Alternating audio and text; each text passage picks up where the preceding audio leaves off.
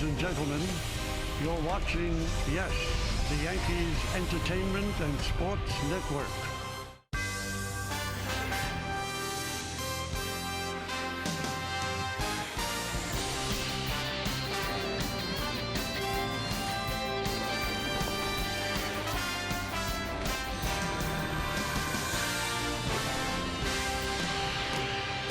Last night, Didi Gregorius provided the Yankees with a much-needed blast, helping the Bombers separate from the Twins in a 6-3 victory in the middle game of this three-game series. This afternoon, Benjamin Moore presents the Wednesday game of the week. It's the Yankees against the Twins in the rubber game of their three-game set from Target Field in Minneapolis, Minnesota.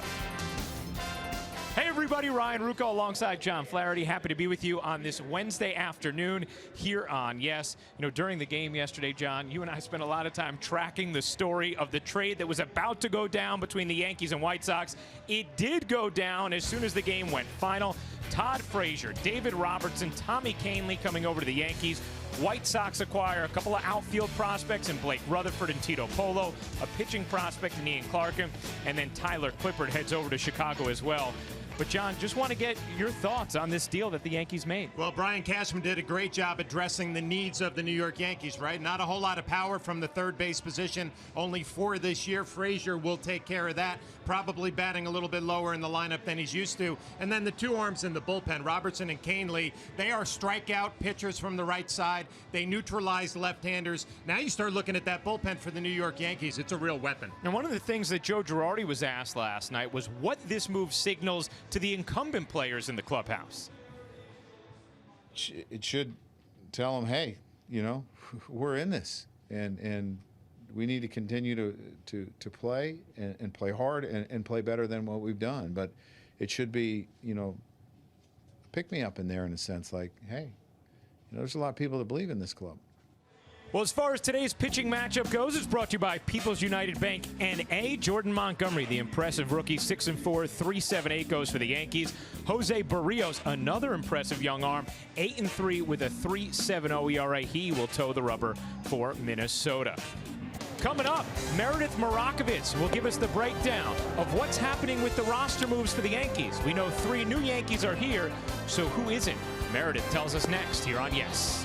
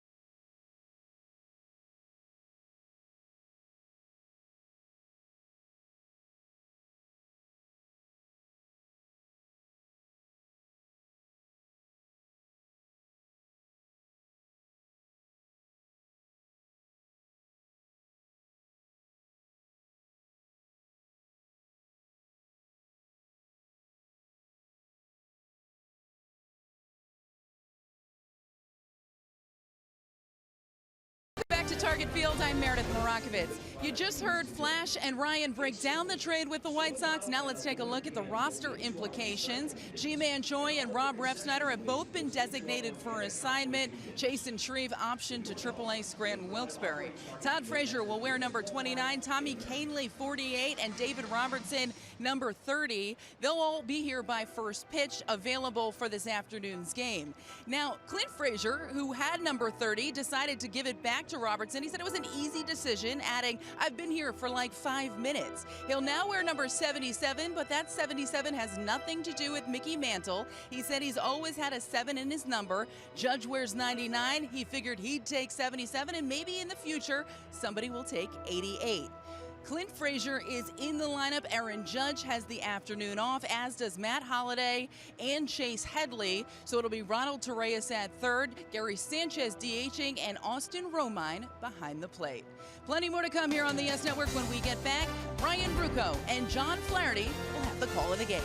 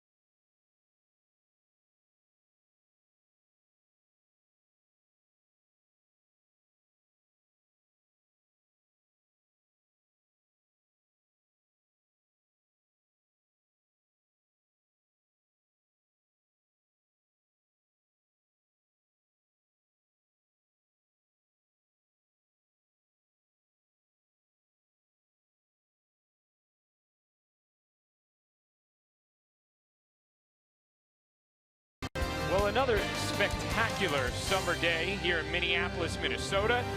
A gorgeous breeze, beautiful sunshine, and time to take a look at today's Yankees starting lineup. It is presented by Lexus. Leading off, Brett Gardner will be back in left field. Jacoby Ellsbury back in center. He bats second. Gary Sanchez DHs today and bats third. Starlin Castro, it's cleanup after a day off. Didi Gregorius in the 5 spot. Clint Frazier playing right field. Aaron Judge gets a day off. He bats 6th. Garrett Cooper at first base batting 7th. And then Austin Romine and Ronald Torreyes round out the Yankee lineup. Well, that lineup, a day game after a night game, going to face Jose Barrios. We'll look at his numbers. It'll be his 13th start, 8-3, 3.70 ERA. Look at our pitcher scouting report brought to you by your Tri-Honda dealers. He is the top of the rotation potential. Has gotten off to a great start this year. When they talk about his curveball, they talk about a Corey Kluber curveball. It's that good, and he's gone through a little tough 4 starts here. 1-2 record, the ERA 6.63 over his last 4. Take a look at the defense behind him. It is presented by Geico. Robbie Grossman gets the start in left field. He has some trouble in the outfield, so something to keep your eye on. Zach Granite in center. Max Kepler in right. Eduardo Escobar getting the start at third base with Adrianta back at short. Dozier at second. Sano moves from third to first. And Chris Jimenez, the backup catcher, will catch Barrios. Joe Girardi will have a few new toys today after the trade the Yankees made with the White Sox yesterday. Many people have wondered why Todd Frazier not in the starting lineup. Well, the flights were delayed that Tommy Kahnle, David Robertson, and Todd Frazier were on. So they will be arriving soon. So Joe Girardi was hoping they'd be here at 11, then with the delay right around noon, and they should be here soon. Well, in the age of social media, we know that they're excited to get here, right? Yeah. Some tweets from all of them. David Robertson tweeting out about being excited to get back. You had Todd Frazier tweeting out about being amped up to be in the concrete jungle.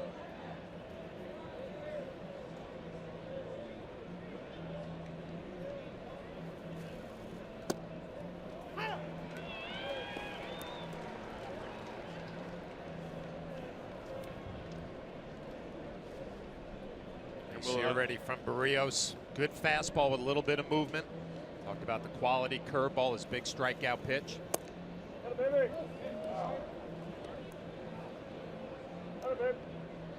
first-round pick back in 2012. Somebody that the Twins are very excited about. As Gardner smashes that to left, a base hit. And the leadoff man is on, as we will take a look at the game time weather presented by City MD. Feeling under the weather? Just walk into City MD Urgent Care.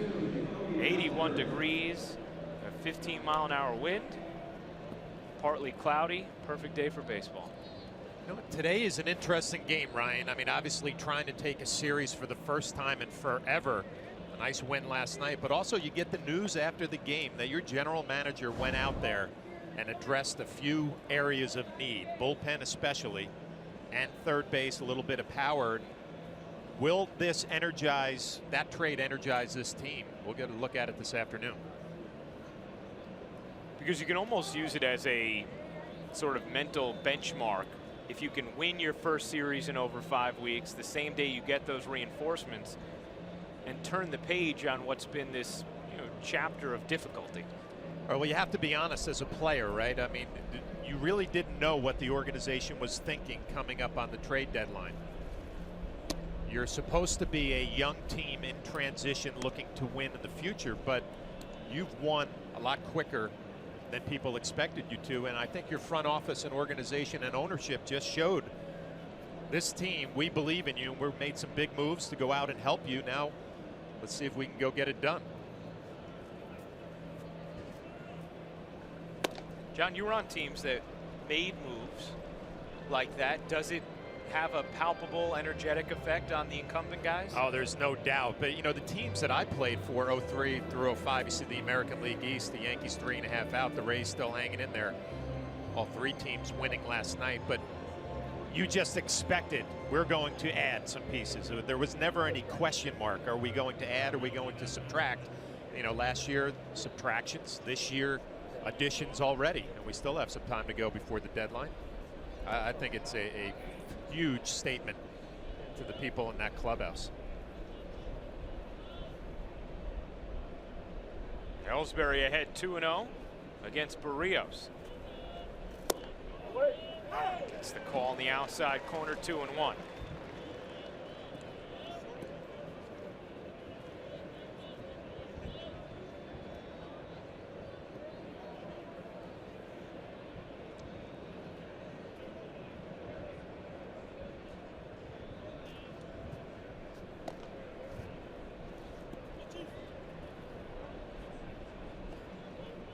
Little different lineup today. Aaron Judge not in the lineup, Holiday not in the lineup, but you have Gardner and Ellsbury back at the top.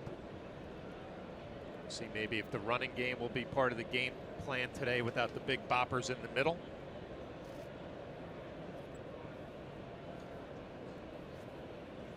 Ellsbury smokes that to left center. Granite tracking, covered a lot of ground to get to it. Well, good signs early on for the Yankees offensively. Gardner lining one the other way. Ellsbury hits this ball right on the nose, and he drives it the other way. And you're right, Ryan. Granite covering a lot of ground, got a good jump. It's what he's known for is his speed. But 2 at-bats, 2 balls hit hard off of Barrios. You've heard us mention it throughout the series. The Twins without Byron Buxton, their incredible defensive center fielder, on the DL with a sore left groin. But Granite has acquitted himself nicely in center, and Kepler has been terrific in right. Little different story with Rosario and now Grossman in left.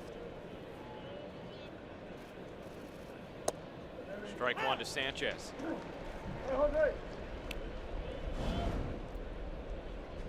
Gary had a couple of hits last night, including a 2-run double that tied the game in the 5th inning.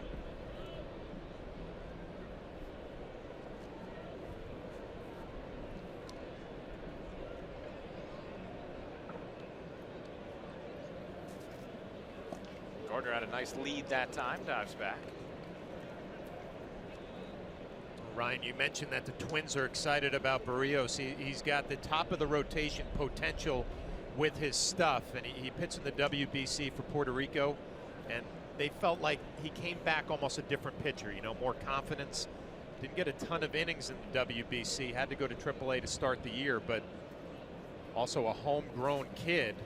They're excited about his future. You know, last year he dominated AAA, and they brought him up, and he got shelled up here.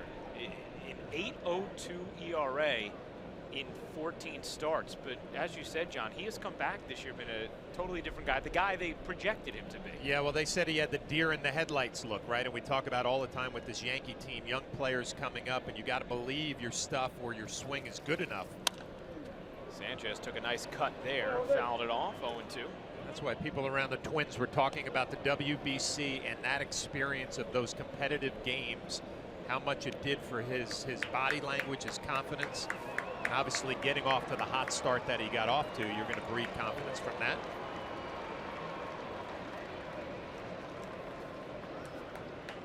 Some members of the Twins organization were wondering if he could have been an all-star this year as well. Irvin Santana was from the rotation. And it was the first time since 2007 the Twins had a starter go to the All-Star game. Strike 3, Sanchez down looking and not in love with that call. Quinn Walcott behind the plate. We'll take a look at this fastball. That's dotted on the outside corner. You could argue it just might be off, but 2 strikes really close to take. That's a pitcher's pitch. Barrios got called a strike. And Ryan, I'm glad you mentioned Santana, because people around the Twins say the same thing, that he's been a huge help for Barrios, kind of looking to that veteran starter on how to go about your business. And you're getting all my good stuff on Barrios here right away at the top of the 1st inning. I got nothing left for you. John was really, I mean, you were working the media rooms, the field, the club, everything. You had it all going on pregame.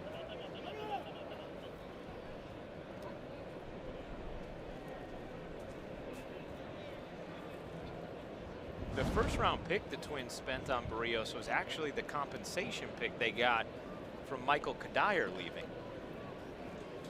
So that was the 32nd pick in 2012.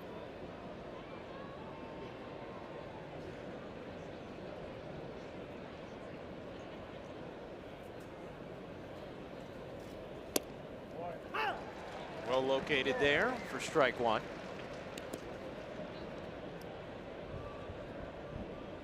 Well-located fastball, huh? Seems to be a common theme lately, and especially for Barrios. His struggles over his last 4, and I had to ask why, and it's fastball command. Fastball was getting away from him, falling behind in counts. We haven't seen that here the last 2 hitters.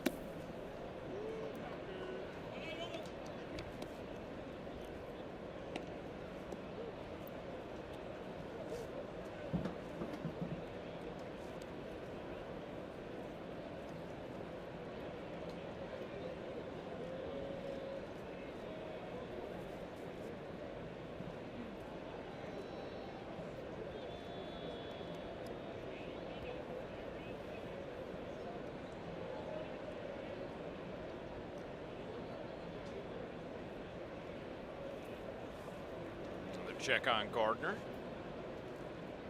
Got Miguel Sano playing first base. We saw him at third base the first 2 games of the series. The All-Star looked very athletic at third base and athletic enough to move over to first. And a little flexibility for manager Paul Molitor. You know, they had tried him in the outfield last year and it just did not work out. And you can see, even if he's not a plus defender at third, he is more than adequate over there.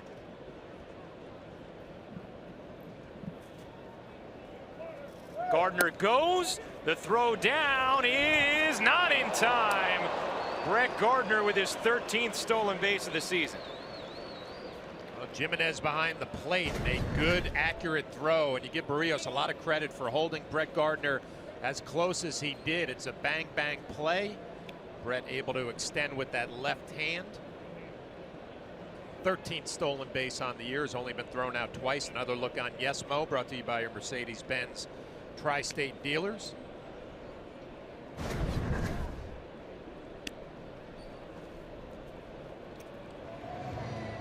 And it looks like the Twins are going to challenge that. So Paul Molitor will have them review whether or not Gardner got in there. Looked like he got in. Like the hand got in there easily. See Dozier coming down with the tag. Ooh, it's closer than we thought. Closer than we thought. Much closer. And again, I'll go back to Barrios. How close he kept Brett Gardner, checking on him, quick moves, a lot of throws. Might have got him. He might have. That is extremely close.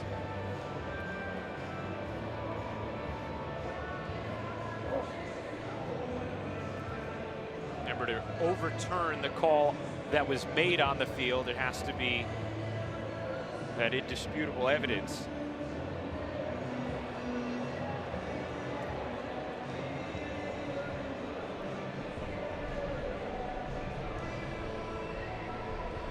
To the naked eye, it looked like he was definitely in there ahead of the tag, but as you can see on the replay, that was incredibly tight.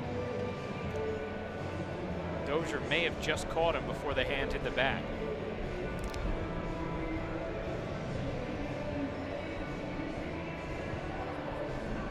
While Barrios standing on the mound waiting for the decision, Jimenez walks back behind the plate.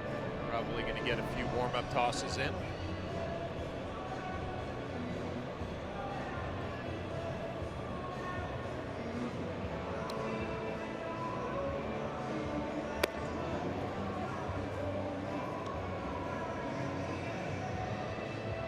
John, have you tracked your predictions on these reviews this season and how you're doing? No. We don't like to keep the negative stats up here in the booth.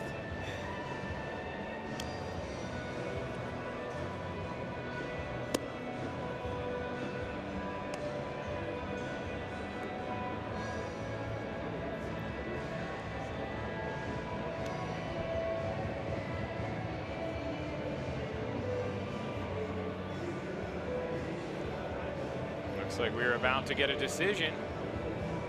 And Gardner is out. So a worthwhile challenge from Paul Molitor and the Twins. And that will end the top of the first here in Minnesota.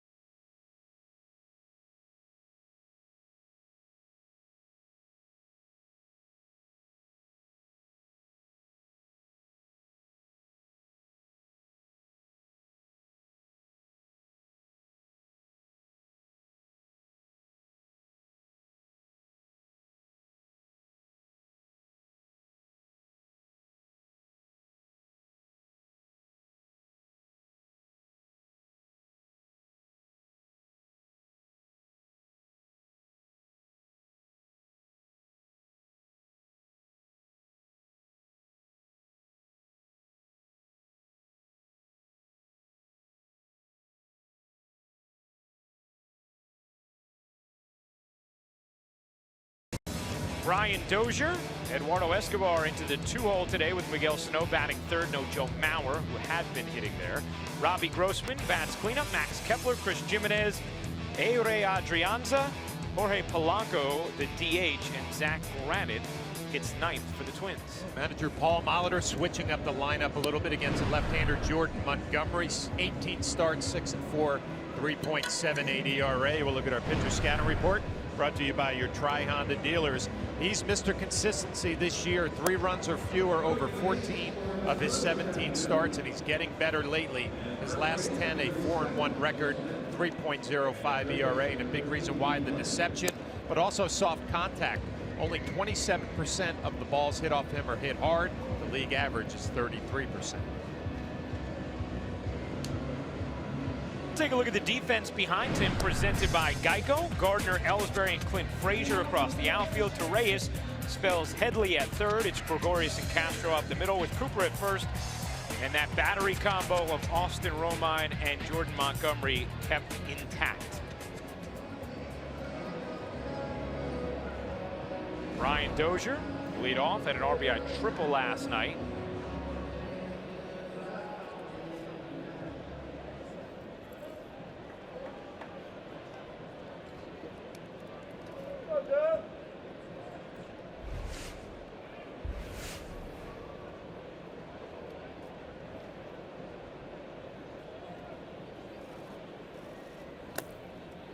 We mentioned the battery combo with Romine, something that Meredith Marakovitz detailed on the pregame. With Romine this year, Montgomery 5-0 with a 3.02 ERA. And Joe Girardi talked about him just knowing exactly what Montgomery wants to do. As Dozier lifts that in the air to right, carrying Frazier on the track, turning, looking, it's off the wall. And Dozier leads off with a double.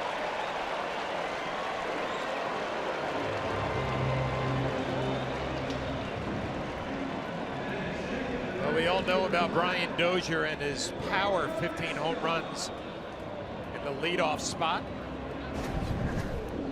Clint Frazier has played left field a couple of days, playing right field today, and we'll take a look at what happens here. He's worried about that overhang maybe. See how high the ball hits off of the wall. Might have had a play if he went all the way back to the wall, but there is an overhang that comes out over. So a little difficult play for Clint Frazier. Yeah, it can't be that easy to get a fly ball to drop under the overhang, but off the wall like that, like Dozier did. John, I think you nailed it. That's exactly what Frazier was contending with out there. Yeah, and you can see the overhang, and you wonder, obviously you look at the replay and say, well, he should have gotten all the way to the wall, would have been able to make the play, but it's not that easy when you have that overhang, thinking it might hit off of the face of that. Right, if it hits the limestone and you're stuck underneath it, it could really bounce away from you. Well, getting back to the Romine-Montgomery relationship, and it just works out perfectly today, right? A 12 o'clock start here in Minnesota, the day game after the night game.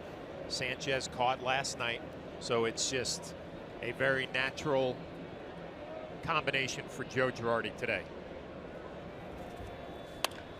That's poked foul.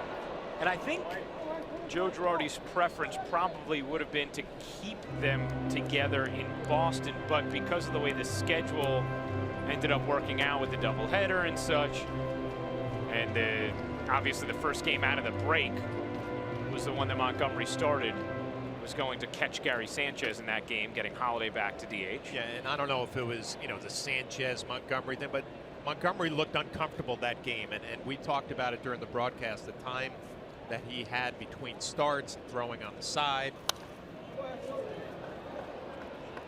We're used to seeing him so comfortable like here, getting ahead in the count with all of his pitches, that it was noticeable at Fenway that he just was out of rhythm.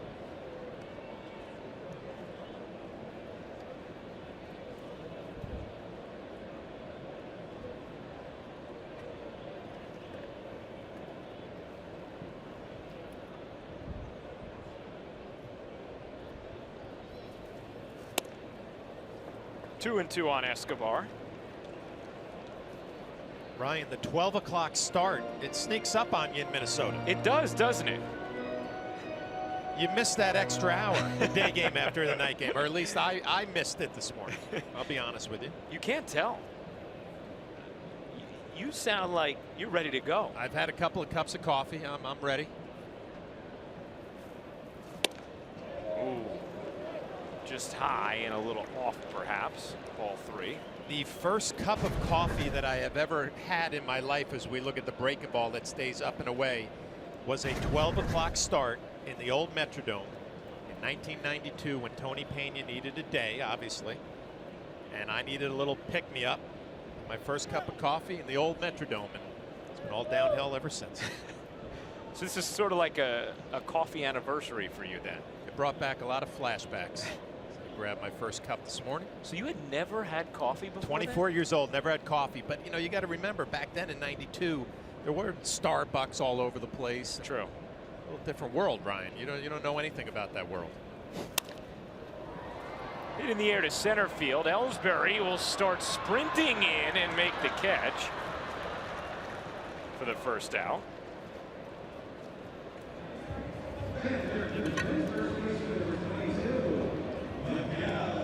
So Montgomery gets a big out there without Dozier advancing to third. And now he'll face Miguel Sano, who ripped a laser 421 feet into the Yankee bullpen last night for his 22nd home run.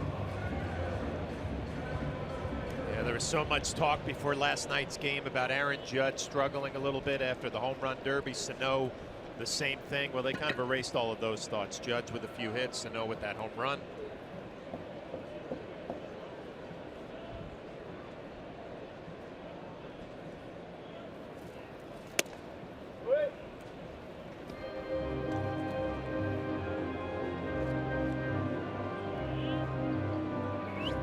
Last year, Sano 25 home runs. Obviously on pace to blow by that this season.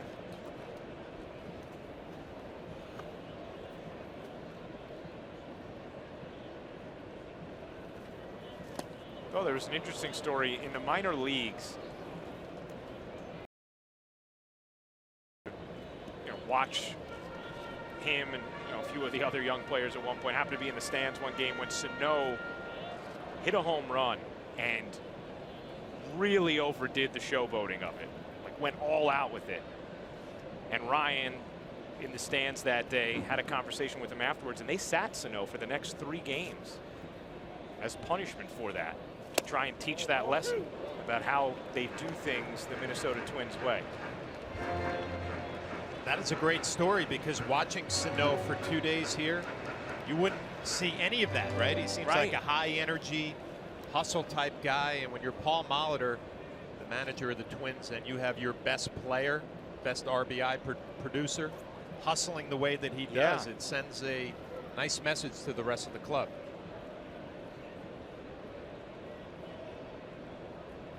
The 1-2. Hit in the air to center. Again, Ellsbury started back. Now he'll drift towards right center to make the catch. Dozier will tag and go to third. The throw from Ellsbury on target, but not enough juice. And Dozier is safe. 2 down. Well, aggressive base running by Brian Dozier. No big deal now. 2 outs for the Yankees. But what you love early is Montgomery has that good curveball. A couple of easy fly balls to center field.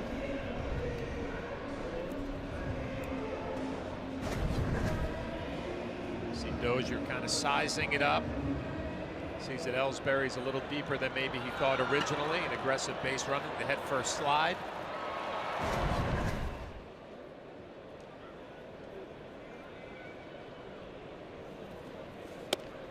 Strike 1 to Robbie Grossman.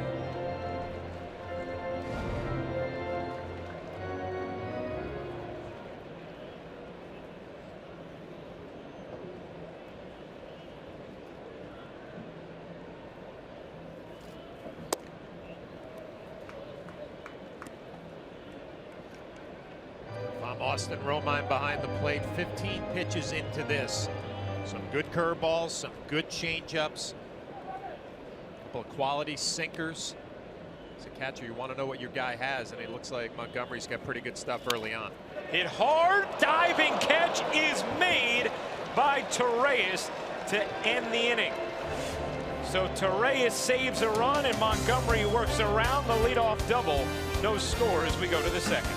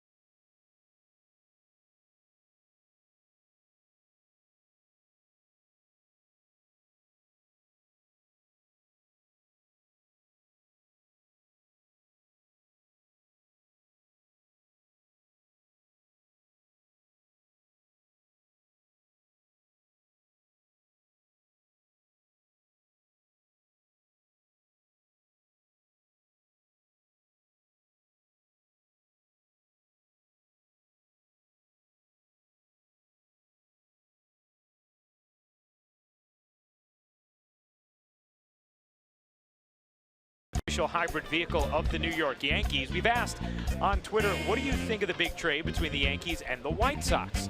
Many of you have responded, including all_Yankees. Love it.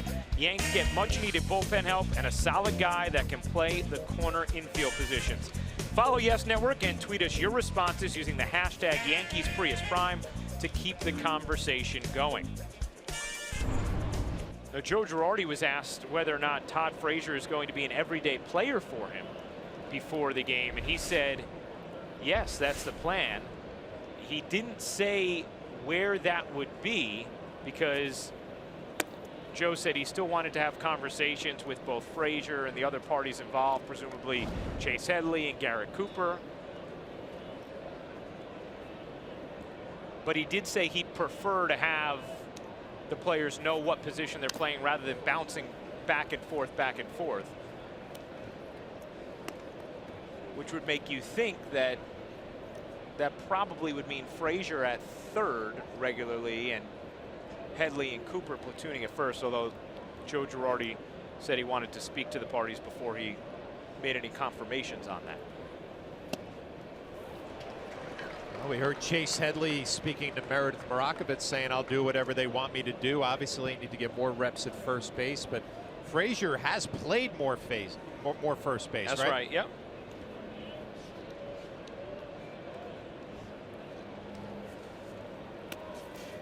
Frazier has started 82 games at first base. Headley 6 starts in his career at first.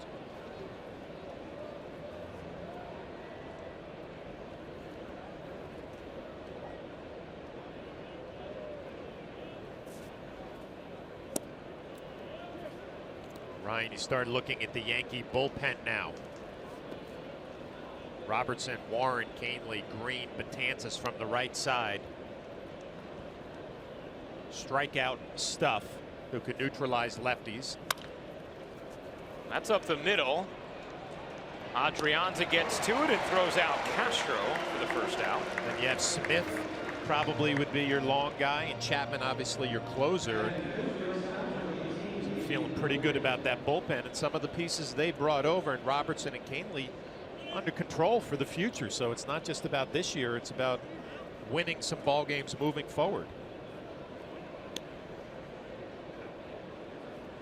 And you mentioned the ability to strike batters out, John, which is such an asset out of the pen.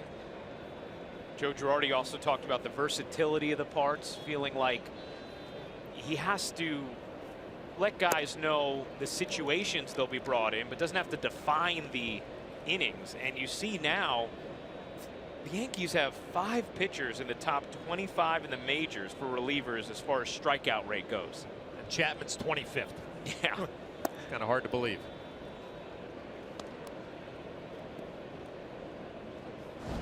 David Robertson, obviously, was a former Yankee. Tommy Kahnle was in the system as well, though. He was a guy the Yankees lost in the Rule 5 draft to Chicago. He'd always struggled with his control, was a former 5th-round pick of the Yankees, but this year found it. And Gregorius walks on 4 pitches.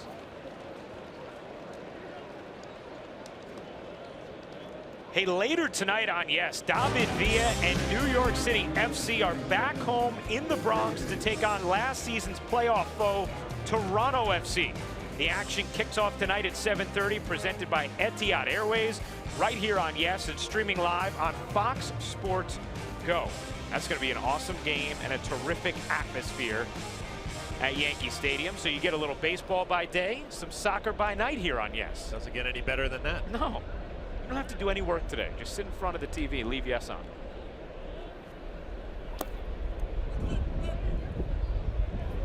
Ryan, I'm glad you mentioned Robertson and Kahnle had been part of the organization before, because that is such a big deal when you get to know the personality of the player. And I was actually here in the media room talking to a scout. He was asking me about players with the Yankees and their makeup. What's he all about? With this trade, you already knew 2 of the 3 pieces. You know, David Robertson, you have no worries about him fitting into New York. You know Kahnle from the minor leagues.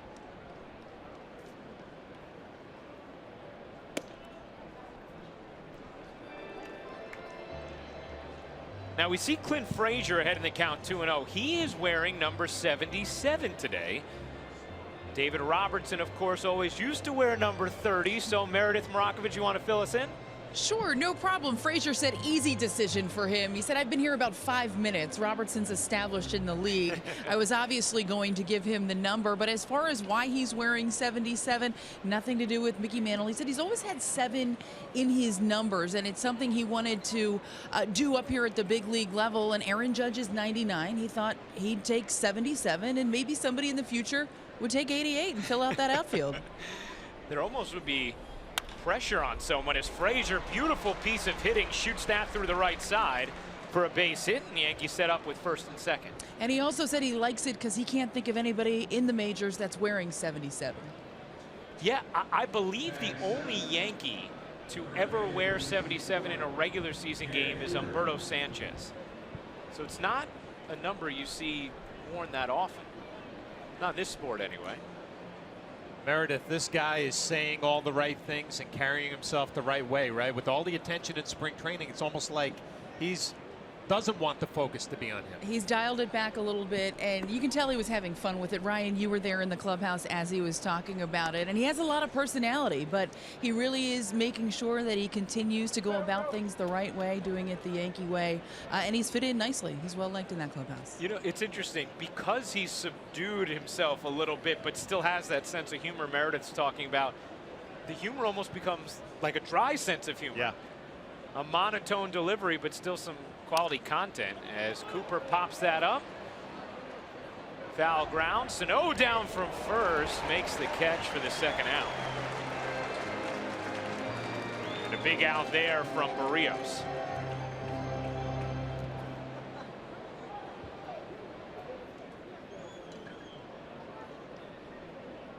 So that'll leave it up to Austin Romine.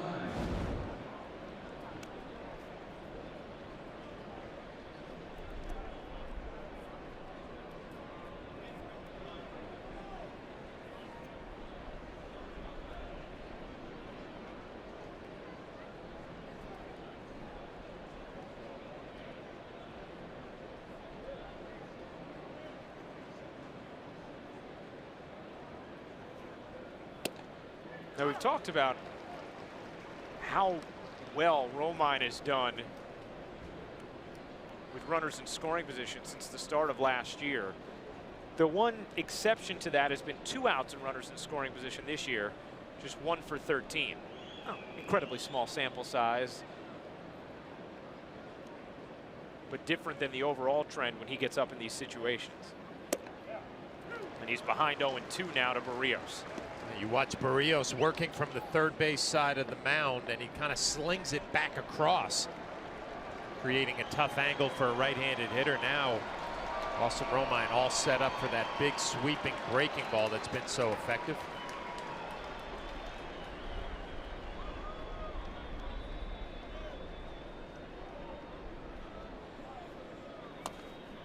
Romine stays alive.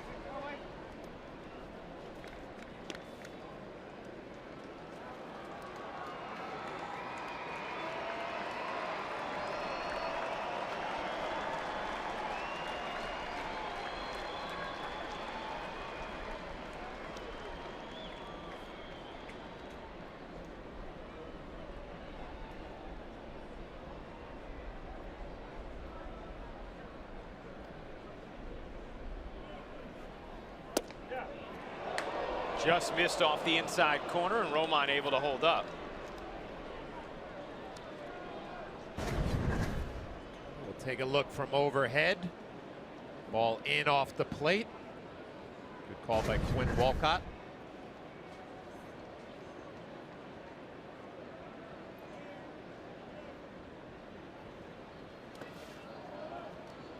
Nice stop there from Jimenez. And Romine has the count now even at 2-2. Well, Ryan, you can see from a right-handed hitter's perspective, there's a lot to deal with. I mean, you got a good fastball with movement in. He throws that big sweeping breaking ball that's probably tough to pick up. And he's been dotting some fastballs away, so tough at bat for a righty. It looks like the lefties are seeing him much better in this game than the right-handers.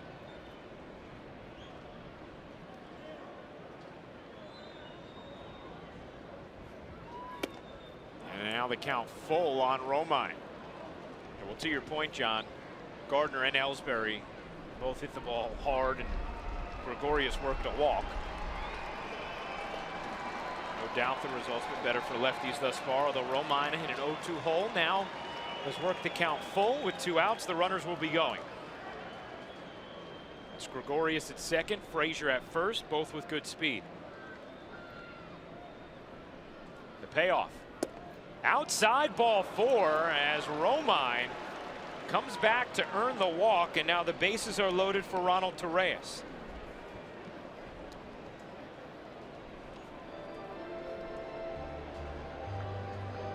Neil Allen, the pitching coach for the Minnesota Twins. Has some Yankee ties, was a bullpen coach in 2005, also pitched for the Yankees. Barrios a little bit of a break right here, and probably also reminding him Ronald Torreyes loves that first pitch fastball and had 3 hits last night. Take a look back last night for Ronald Torreyes. He's doing what he does, always seeming to hit line drives when he gets the opportunities to play. Drives that one to right field, gets jammed, fights it off to the middle of the diamond, and then slaps one the other way. Be surprised if he gets a first pitch fastball here. The average up to 286 for Torreyes. Bases loaded, 2 outs. Yankees trying to strike first. You were right, John, and the breaking ball low. Well, he's got a good breaking ball, but having trouble throwing it for strikes. So if you're Torreyes or any of the other Yankee hitters, you can sit on number 1, look for that fastball until he proves he can throw that curveball for a strike. Didi, Frazier, and Romine on the bases. Swing and a miss.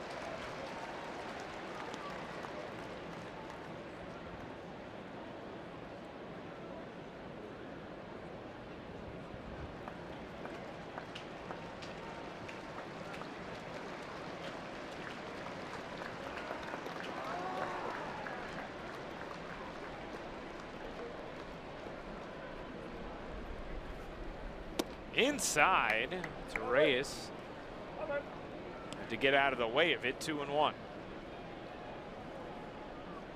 Well, what happens the night before directly affects how you pitch somebody the next day. We saw from some of those highlights last night, Torreyes going the other way twice, up the middle the third time.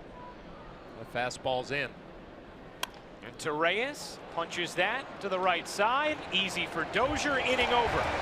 So the Yankees threaten but do not score as we go to the bottom of the second.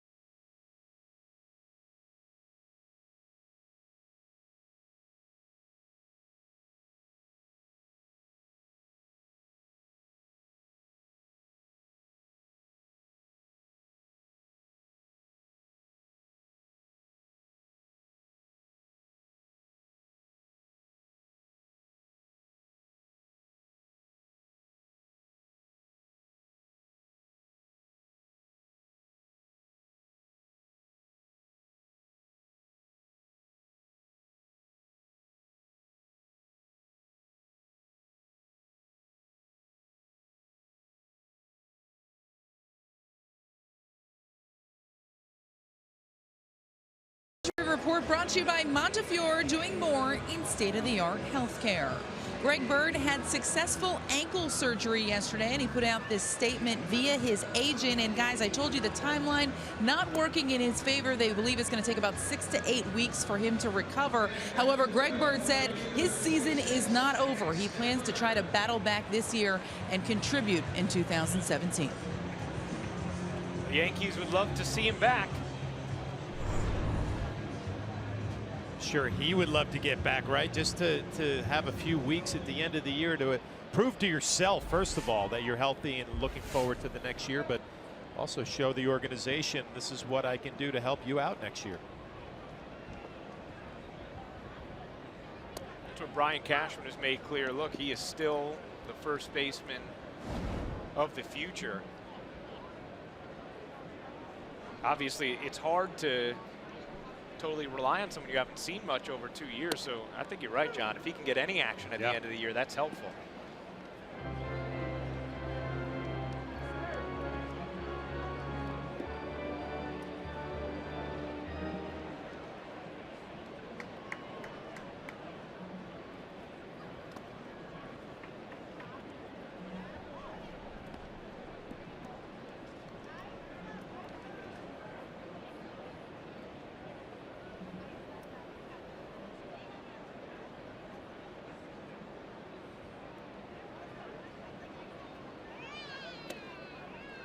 Two and two.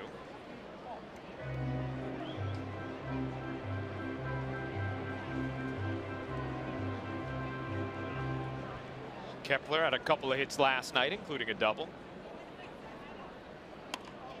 Breaking ball, hit in the air to right, not deep. Frazier there, one down.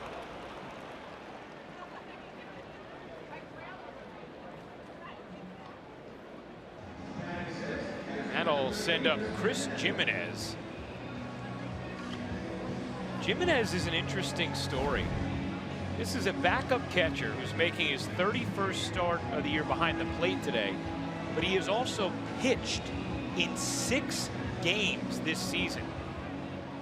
And the last time a player had a season with 6 or more appearances at both catcher and pitcher was 1884. As he lofts that to right, and that's going to get down in front of Frazier for a base hit.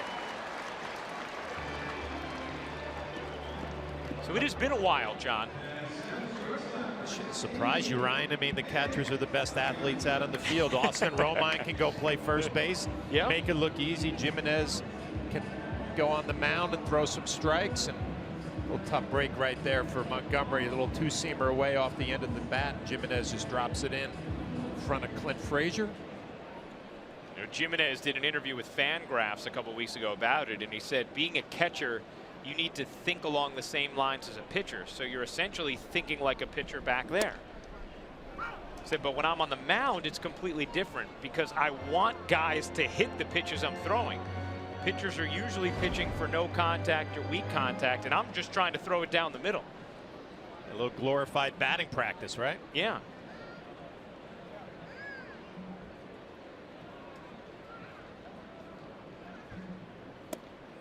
And the whole idea behind it, of course, is saving arms in the bullpen.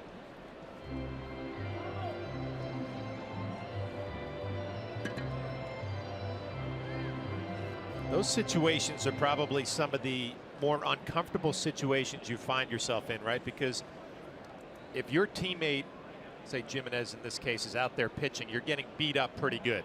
So it's been a tough night or a tough afternoon. But the guy on the mound is having such a good time because he's having fun just slinging it up there, and everybody has a good time with him. And then you throw it on the flip side. When you hit against a position player, you have everything to lose and nothing to gain. It's a helpless feeling.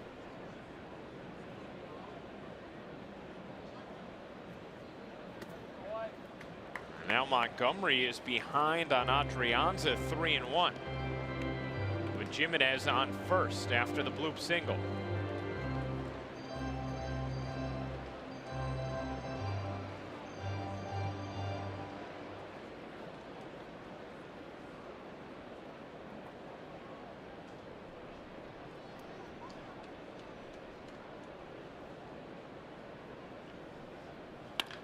That's ripped to left field, a base hit. Gardner will not be able to cut it off. It goes to the wall. Heading to third is Jimenez. They will hold him right there as Gardner got it in quickly. It's a one-out double for Adrianza, and now the Twins with second and third here in the second.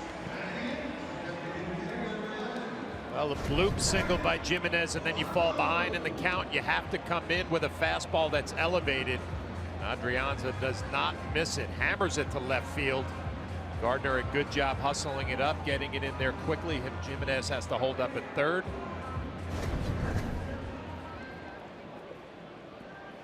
Montgomery worked around a leadoff double in the first. To try and work around second and third with one out here in the second. Here is the struggling Jorge Polanco.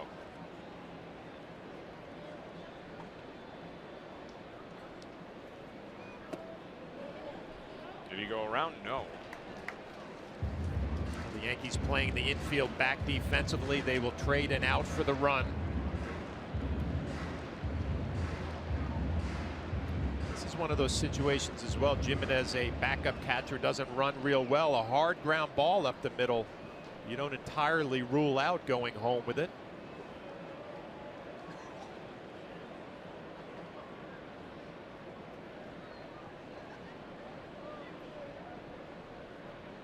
Here's the 1-0. And now Montgomery behind 2-0 on Polanco. You're starting to see some fastballs elevated a little bit, and just like CC Sabathia from the left side, when Montgomery falls to that third base dugout, the arm drags behind a little bit. A lot of fastballs left underneath and up in the zone.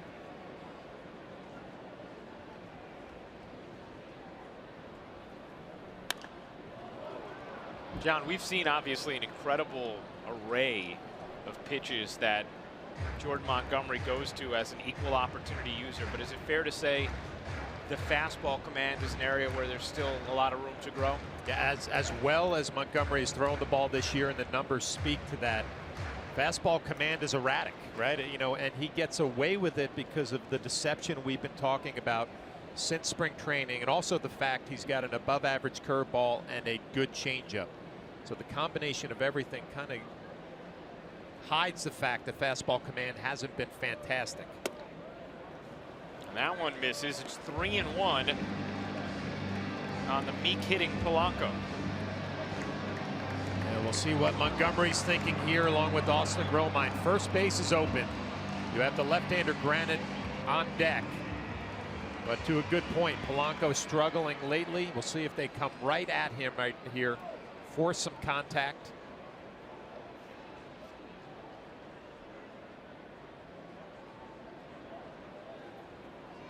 Got some contact. That's blooped into right field. Frazier lining it up, and Jimenez didn't even think about trying to tag there.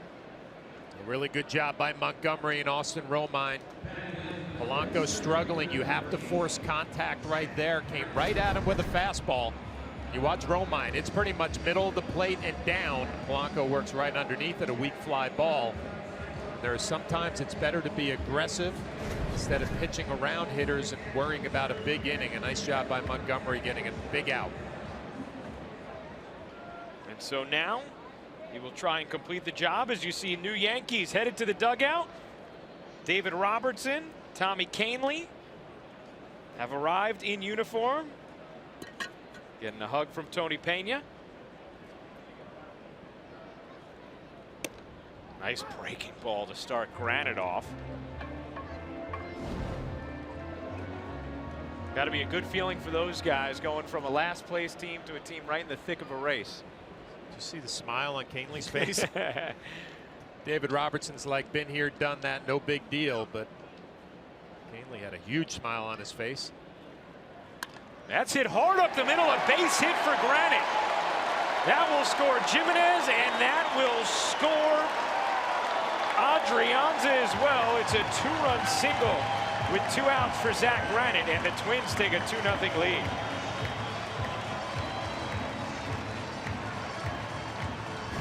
Well, you give the kid from New York, Zach Granite, some credit here. Stays on a breaking ball and just drives it right back up the middle. First couple of major league RBIs for him. got to be a thrill doing it against a team you grew up rooting for. Had been 2 for his first 22 before that hit there, but he delivers and gives the Twins an early lead with one of their top starters on the mound.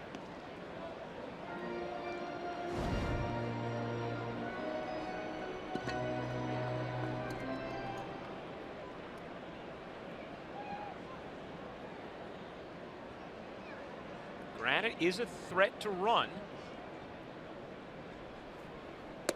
Had 56 stolen bases in the minors last season.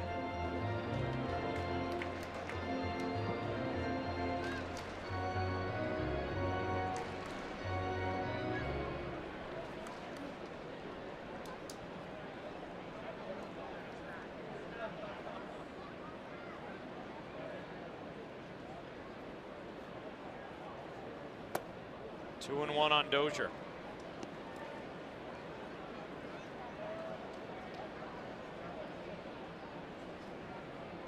Talk so much about Granite and his speed, right? I'm kind of waiting. Yeah, for him to run. Obviously, against a left-hander, Montgomery sizing up his delivery and his timing to the plate.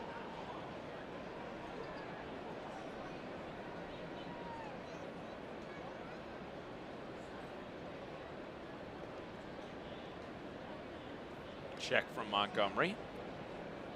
Granite has not attempted a steal yet through his first 7, now 8 big league games.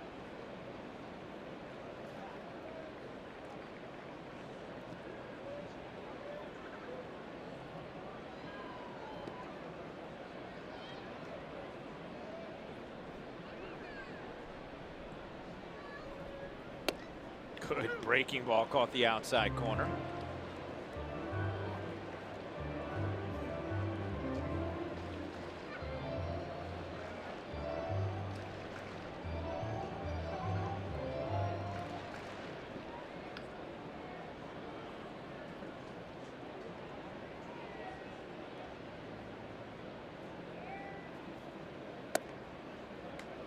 Count full now on Dozier with 2 outs. It means Granite will be off and running.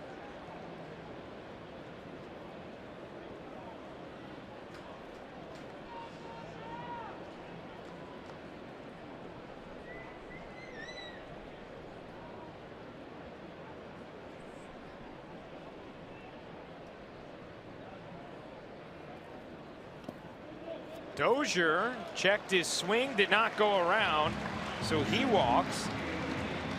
2 on with 2 out for Eduardo Escobar, and Larry Rothschild going to make the trip to the mound.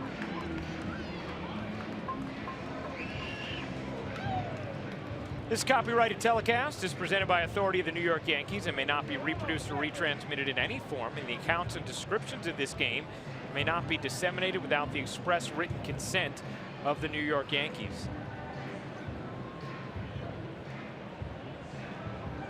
Montgomery laboring here in these early innings.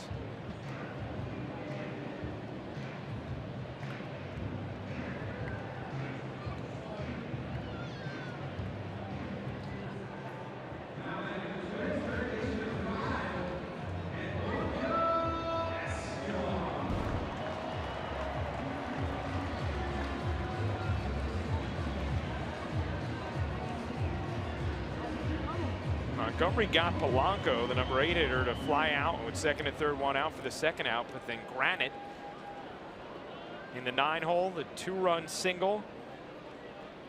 Dozier the walk, and here's Escobar.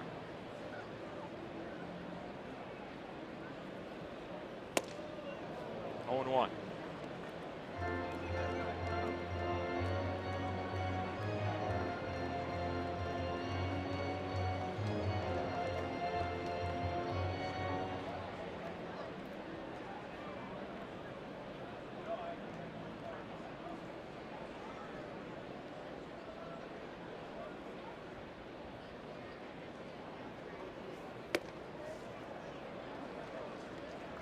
There's the problem right there, Ryan. Kind of that falling away, working underneath, fastball elevated up and away.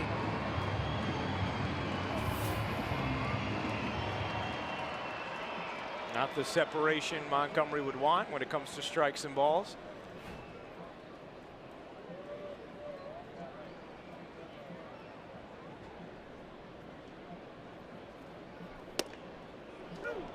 got the call on the outside corner.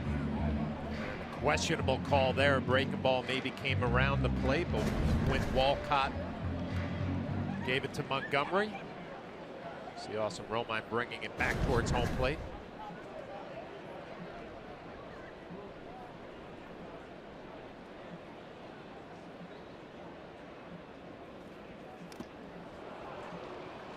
Swing and a foul tip. So Escobar stays alive.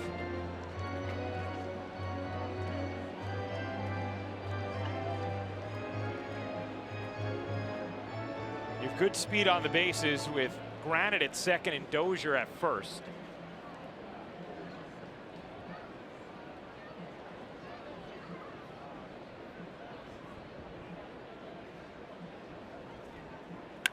Hit hard up the middle, a base hit. Granite will round third and score easily, and it is a 3-0 Twins lead.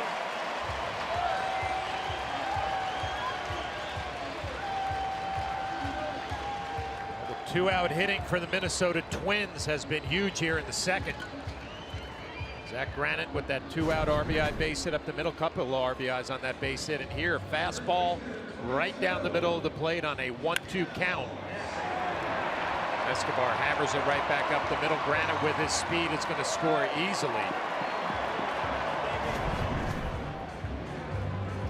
The Yankees trying to win their first series in over 5 weeks. They are 0-7-2 in their last 9 series, and now they're in a 3-0 hole in this rubber game. And the dangerous Miguel Sano at the plate.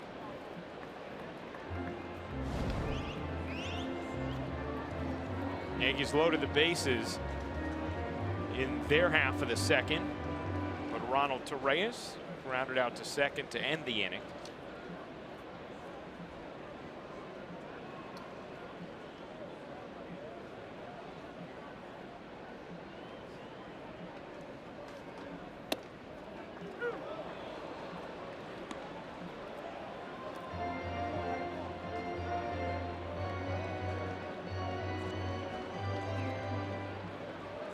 Montgomery trying to limit the damage right here.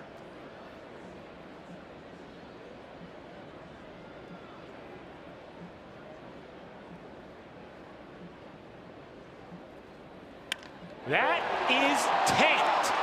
Deep left and long gone. A 3-run homer on an 0-2 pitch. And Jordan Montgomery is getting hit around here in Minnesota.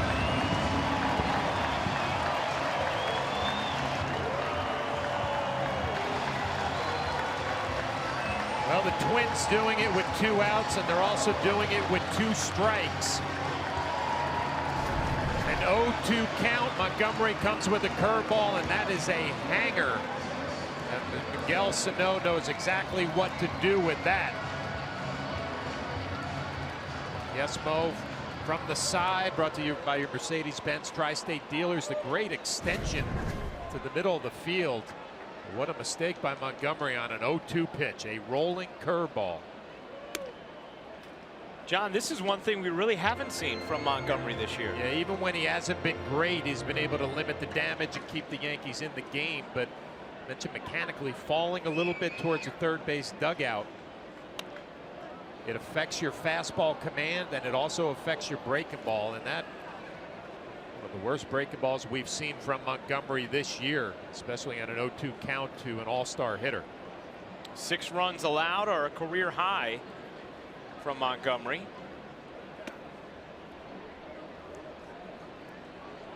As John talked about in the pitcher scouting report, he had given up 3 runs or fewer in 14 of his 17 starts this year. It really has gotten to the point that you just bank on a good outing from Montgomery, right? Every time he takes the ball, you say, you know what, he's going to give us 6, maybe 7, and we're going to be in the ball game. And this has not been his afternoon. 52 pitches. Now you're Joe Girardi, Larry Rothschild. You got a tough decision. As our long guy Caleb Smith, who pitched 2 days ago, 3 innings.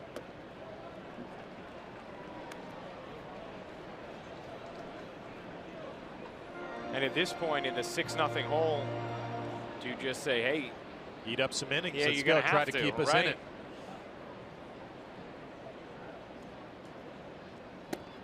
Strike 3. Montgomery gets a much-needed call as Minnesota bats around and puts a 6th spot on the board here in the 2nd.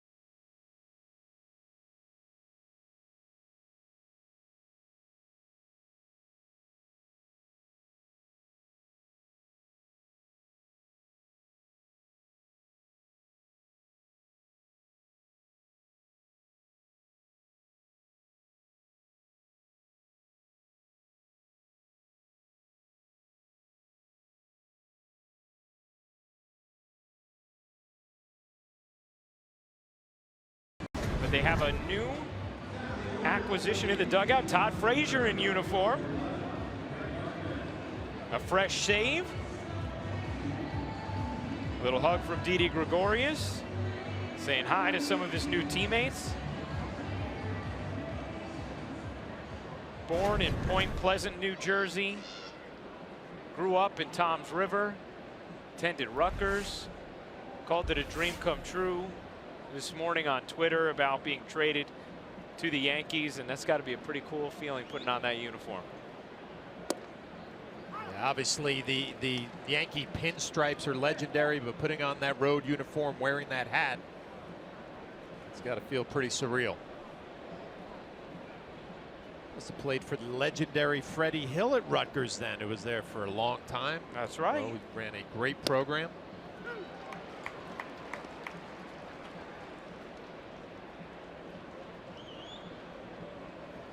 One of the things that Clint Frazier was joking about with having another Frazier in the clubhouse now is what it will do to John Sterling's home run call for Clint Frazier. Does Clint still get downtown goes Frazier, or does that go over to Todd? We're just going to have to wait and see.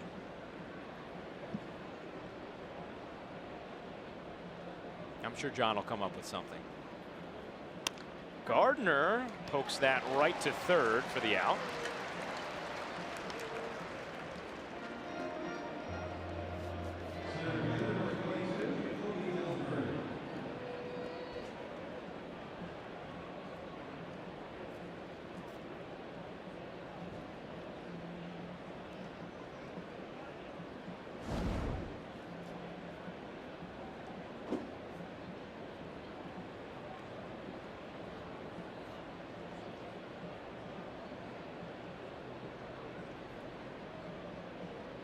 Ellsbury roped a ball to left center his first time up, but Granite caught up with it.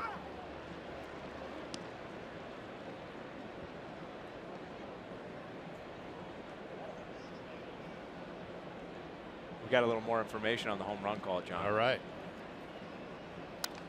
So Meredith Marakovitz informs us that she spoke with John Sterling about this today, and John told her that he knows what it's going to be, but he's keeping it stored in his head until he hits one. He's very tight-lipped about it. Okay, on the flip side of this, #1 pick Blake Rutherford got traded, right? Yes. So we're praising this trade, which I think rightfully so, but a good young player going to the Chicago White Sox with a couple of good young players. But John Sterling already had his home run call planned for Rutherford. Ellsbury, it's another ball well to left center, and again Granite comes up with it. Yes, this was information we learned last night. I can't believe, I mean, that was a couple of years down the road. He already had it planned out. What was it? Yeah, it was something about Lindenhurst, right? Yeah, because Rutherford and Lindenhurst are right next to each other. So I think it was hits one Rutherford, hits one to Lindenhurst. Yes. Or Lindhurst, rather. I'm pretty sure that's, I mean, John might have had another line in there, but that was going to be the meat and potatoes of it. So I'm just impressed. I thought these things just kind of happened for John Sterling, right? But this is years in the making in preparation with some of these prospects. And to your point on Rutherford, you know, he's a guy the Yankees loved and a great prospect, but if you want to get, you have to give. That's squibbed towards short. Easy for Adrianza, and a 1-2-3 inning for Barrios.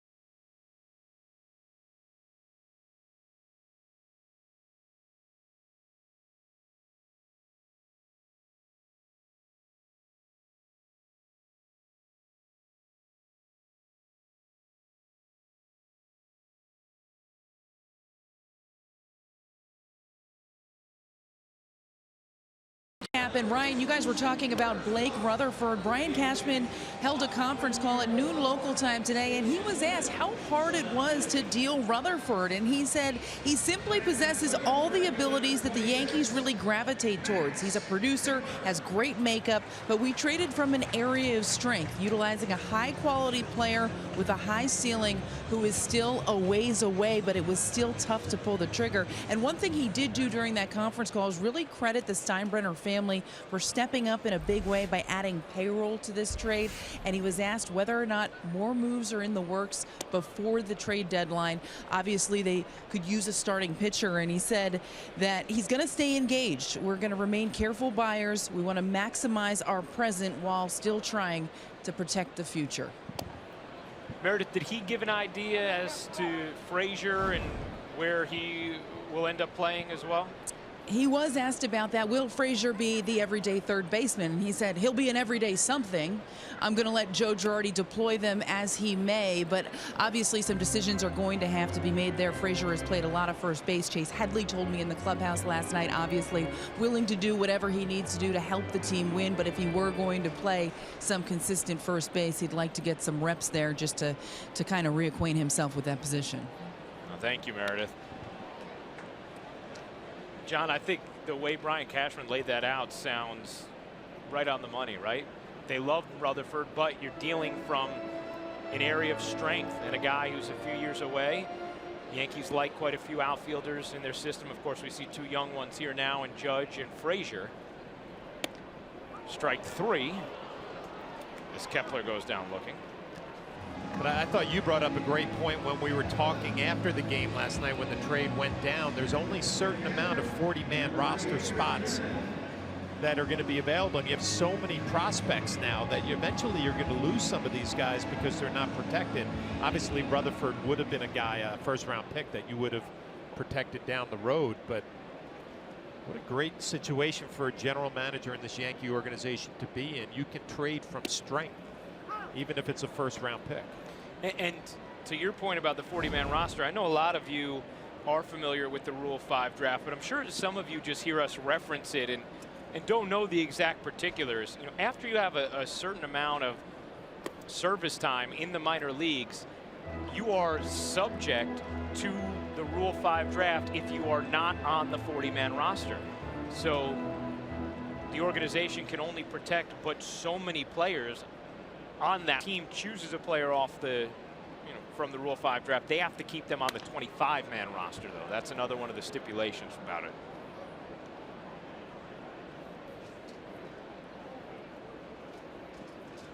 Well, just thinking about Todd Frazier in that dugout and all the new guys coming over. It's a whirlwind, right? I mean, you put on the uniform, you get out in the dugout, there are hugs all the way around. Hey, great to see you. Whoa, Montgomery had to duck out of the way of that one. Yeah, how about that day? You wake up in Chicago, you spend a few hours in Minneapolis, you go to sleep in Seattle. See what you did there, sleepless in Seattle, sleeping in Seattle. All right, nice. Come on now. They're going to hope it's sleep full tonight, John. So here I am. I was complaining about the 12 o'clock start. These guys, what time do you think they got up in Chicago? About 5 to catch a 6 or 7 o'clock flight, and then it was delayed. Something like that. So they might have had a cup of coffee or two.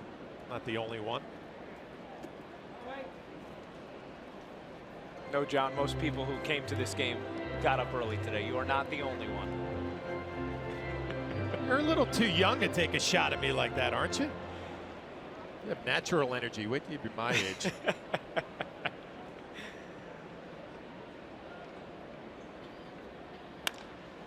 That's line to right field and deep. Frazier turning, leaping, and he hauled it in.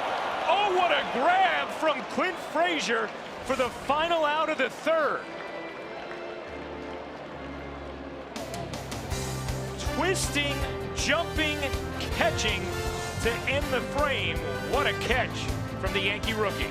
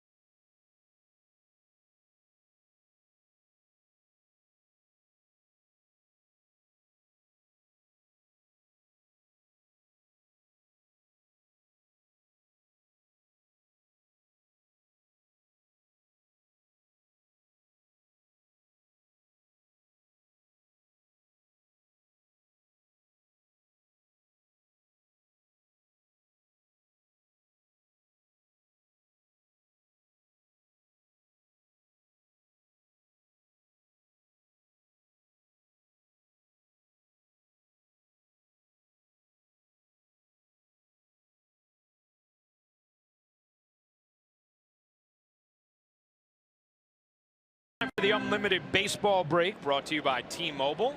Well, as a result of the White Sox moves, they call up the top prospect in all of baseball, Yohan Moncada.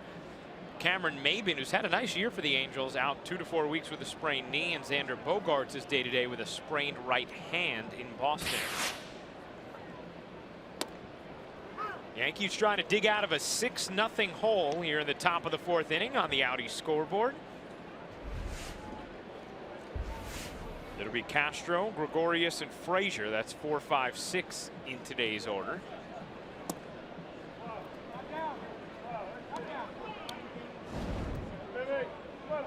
All season long, even when the Yankees have had steep deficits, we've seen they have a penchant for getting back into these games.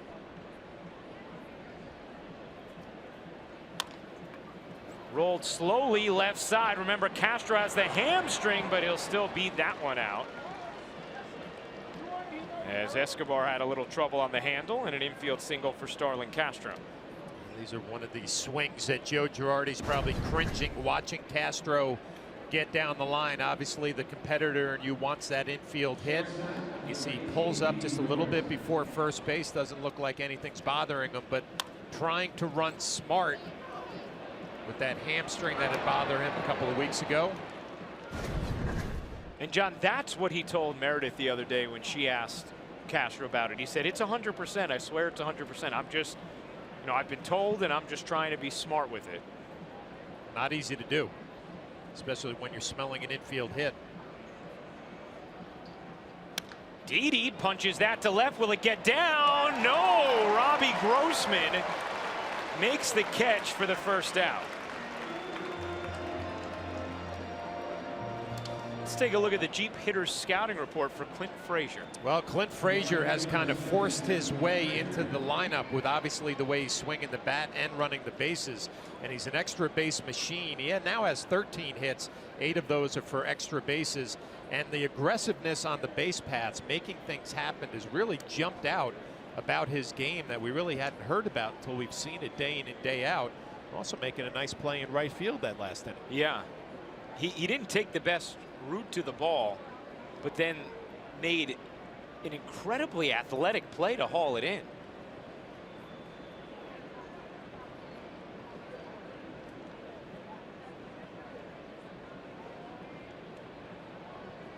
Single through the right side in his first at bat.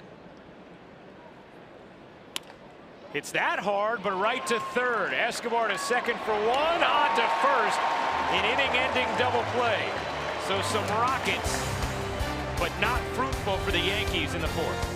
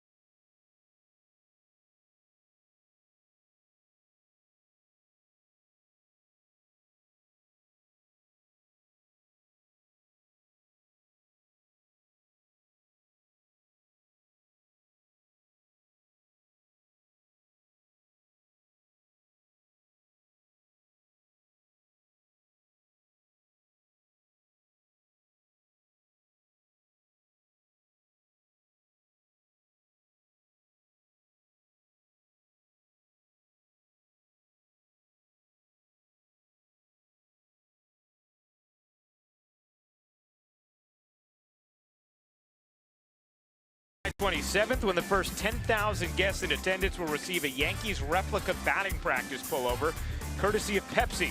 For tickets, log on to Yankees.com, visit the Yankees Stadium ticket window, Yankees Clubhouse shops, or call Ticketmaster at 877-469-9849.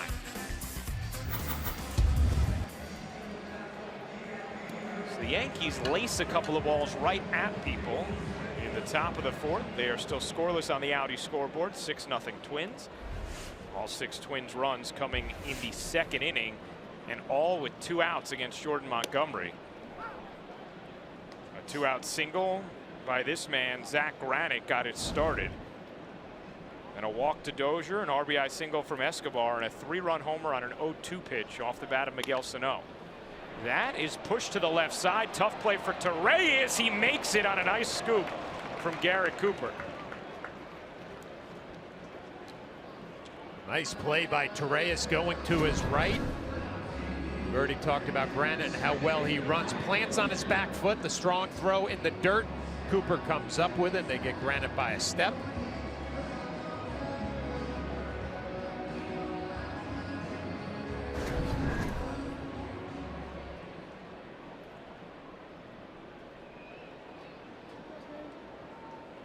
Here's Dozier. He has doubled, walked, and scored.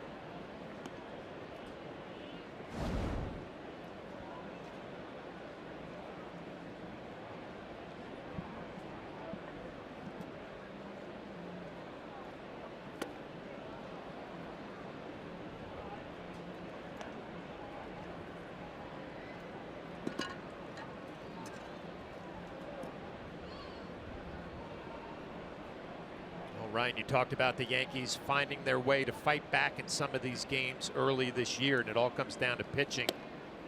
And Montgomery out on the mound right now trying to settle things down, throw up a few zeros. Mentioned the Yankees swung the bat a whole lot better in the 4th inning. Not a whole lot to show for it, but Montgomery has to give them a few more innings, a few more zeros, and see if you can get back in this thing.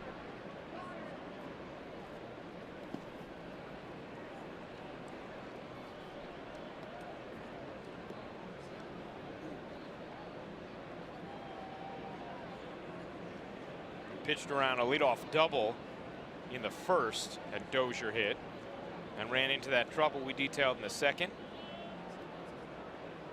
the 3rd, gave up a 2-out single, but that was all. To the left side, Gregorius on the backhand. His arm is just so strong.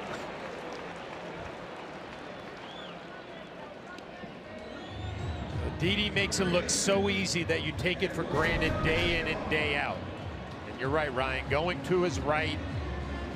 He doesn't plant. It's all arm strength, and the accuracy to go with it makes the play easy for Cooper. You know, Derek Jeter planted and then jumped and then threw across his body. Didi, that's all arm strength right there.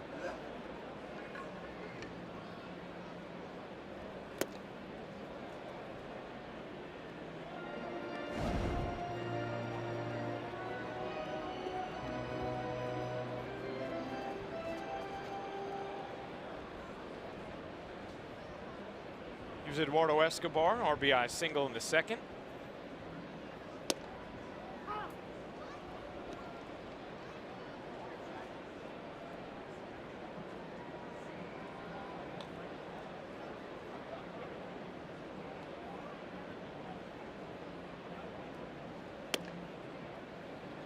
Curveball tilts high.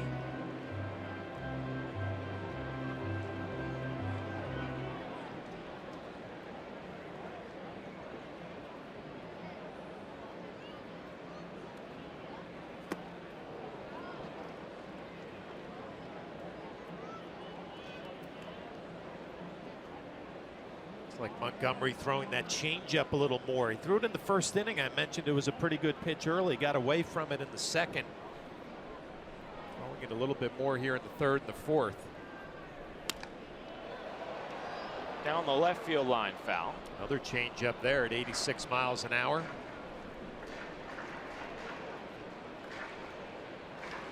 You know, it's funny you talk about his assortment of pitches: the 4-seamer, the 2-seamer, the curveball, the changeup, and the slider. The slider's kind of a start-to-start pitch. He doesn't throw it a ton. Changeup is usually really reliable. Got him. So Montgomery works his first 1-2-3 inning on a beautiful day for sailing here in Minneapolis.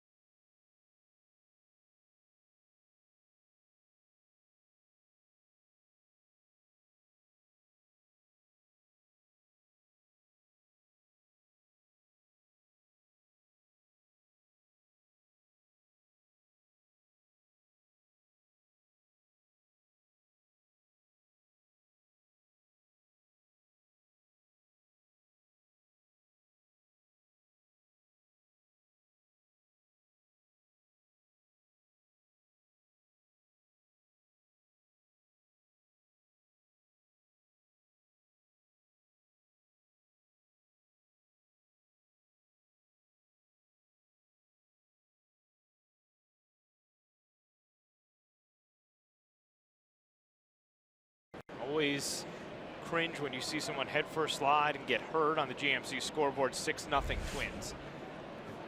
Bad news for Bryant, good news for LaStella, the pride of St. Joseph's Regional High School in Montvale, New Jersey, going deep. How about that? Fellow alumni. We give him some props. But They have a Hall of Fame there, John? They do. I'm sure you're in it. Move on to Chris Bryant. The head first slides, Ryan. It's just, I mean, every day it seems like we're seeing another injury. Yeah.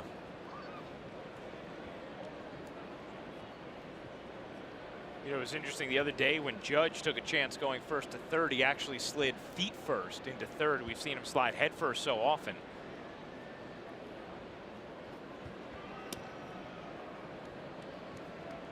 But I think it's tough for guys.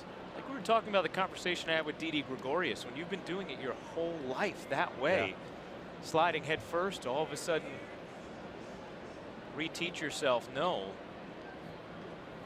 Swing and a miss. Cooper overmatched for the first out. You know what, to your point, I saw Mike Trout, his first game back, stole a base and dove head first again. Now, he did have a big pad or whatever on his hand to protect himself, but to your point, it's just the mindset. That's what they've done their whole lives, and it's tough to change. Well, I think the other part of it is, in addition to just trying to break a habit, you're not only then trying to not slide head first, you're trying to slide feet first effectively. And as awkward as it may be, like you were talking about, John, how it was kind of awkward for you to slide head first, it could be equally as awkward to try and teach yourself to slide feet first properly.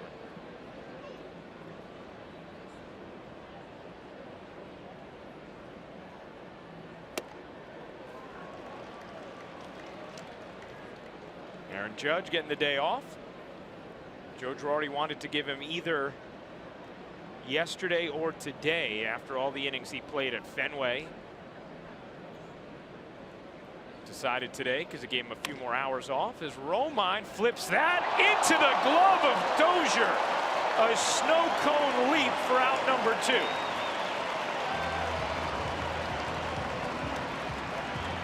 If you're Austin Romine, you got to be saying, you got to be kidding me right here. I'd get jammed. I think I can have a base hit. I don't play every day. And Brian Dozier, who's known for his power with his 15 home runs, a snow cone catch right there, able to hold on. Full extension. We talked about yesterday what a terrific athlete Dozier is. Doesn't just hit for power. Showed off the athleticism at the apex of the league.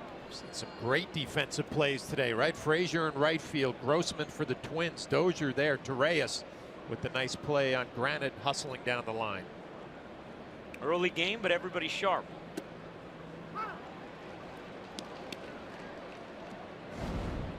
Just keep taking shots at me, don't you? Wait, I don't think that was a shot. I said everybody's sharp. That includes you. See, you're so young that there are 2 coffee cups filled here with hot water. There's no caffeine in either of those. Naturally caffeinated. Big hot water guy during the game.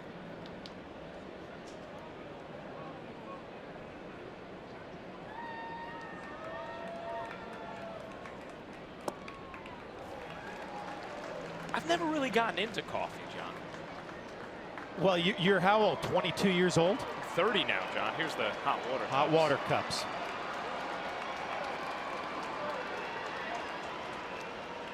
Got the agua.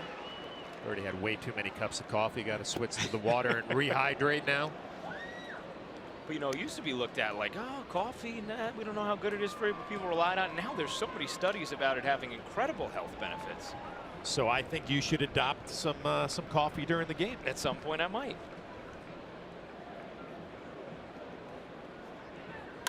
Torreyes drives that down the right field line, foul.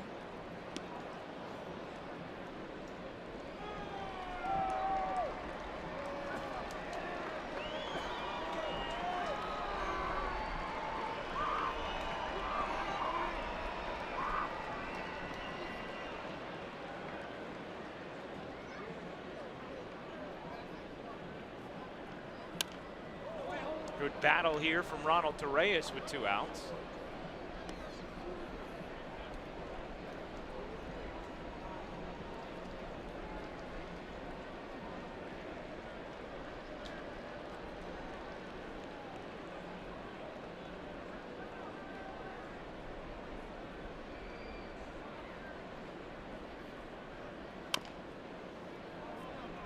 And went off the foot of Torreyes, so we'll stay right here.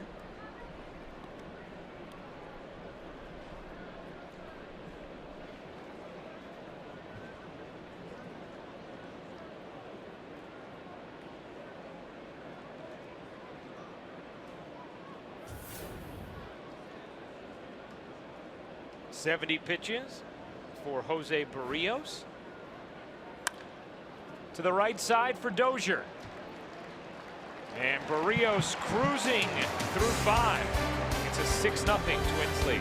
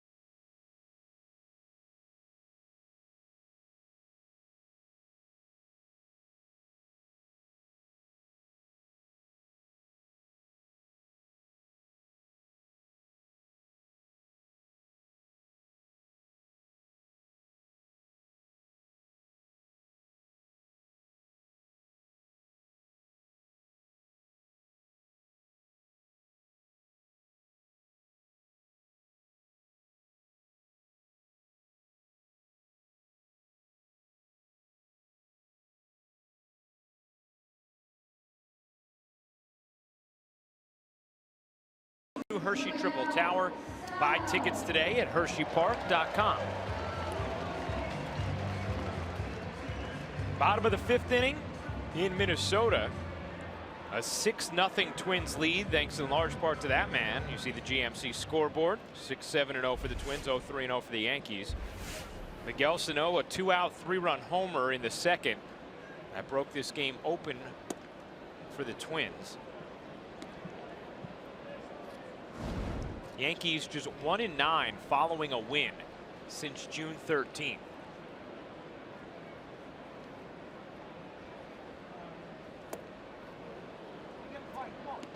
It's hard to believe. 1-9. You know, I think, John, too, with the win yesterday and then the trade news, sort of go into this game saying, all right, you're going to end the series streak, and there's still obviously time left. But as you were talking about, also sort of taking for granted that Jordan Montgomery just gives you a good chance to win every time out. Every time out, you feel good about his turn in the rotation, and obviously trying to eat up innings here and throw some zeros up there, 2 in a row. But really, the 0-2 curveball to Sano is a killer. Grounded to third. Torreyes backs up on it, and the strong arm across. 1 out. Talked about the changeup. A good one to Sano right there out in front, an easy ground ball for Torreyes. You're also seeing a young pitcher make some adjustments during the game. Throwing the changeup more. We saw a slider to Sano down and in the pitch before.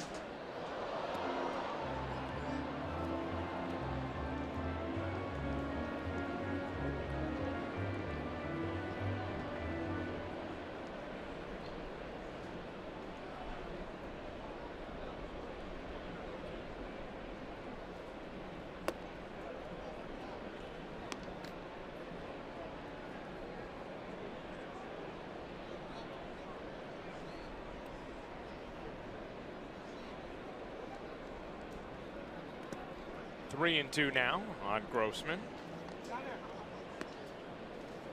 Grossman 0 for 2, lined out and struck out.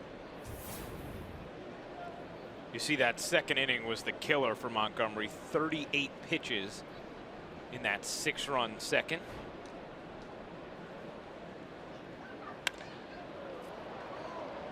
In the air to right. Frazier puts it away. MLB.com At-Bat is your #1 mobile app for live Yankees baseball. Stay connected with a fully customized experience. Get Yankees home screen icons and app features, as well as game day, live game video highlights, radio broadcasts, StatCast, news, and more. Download MLB.com At-Bat today.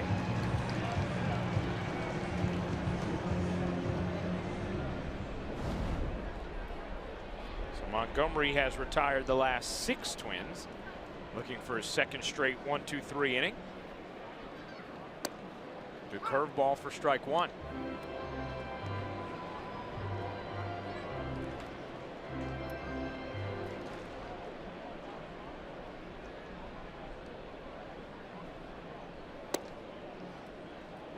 Now Montgomery clearly not his best outing, obviously. In fact, giving up the career high 6 runs, but since that second inning has at least been able to give the Yankees some innings, some length.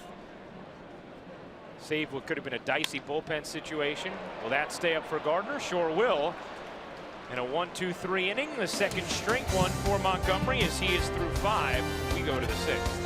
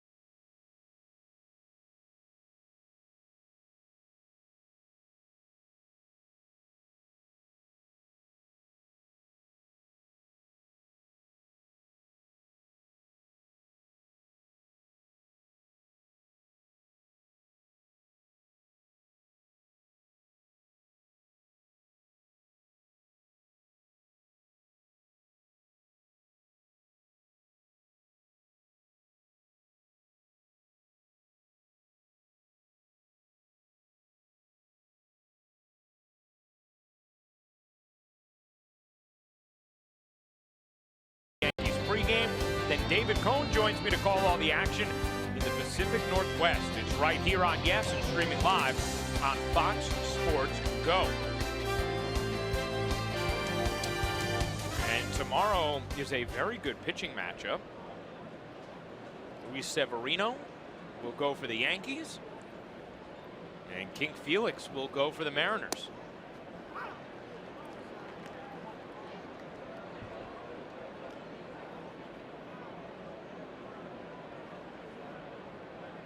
Benjamin Moore scoreboard, 6-0 Twins. We saw Severino go toe-to-toe with Chris Sale at Fenway. We'll get to face another ace in Seattle. Obviously, Felix Hernandez not the same as in the past velocity-wise, but still one of the top pitchers in the league. And you get David Cohn to work with for a few days. That's right. Get to step it up a little bit. I wouldn't say that, John. You are all wonderful equally. There's a pitching matchup. 9:30 on Yes. Our coverage begins with the pregame.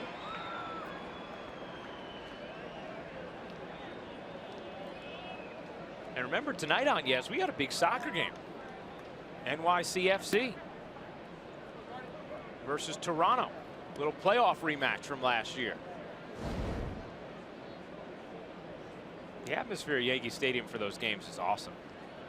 People are really into it.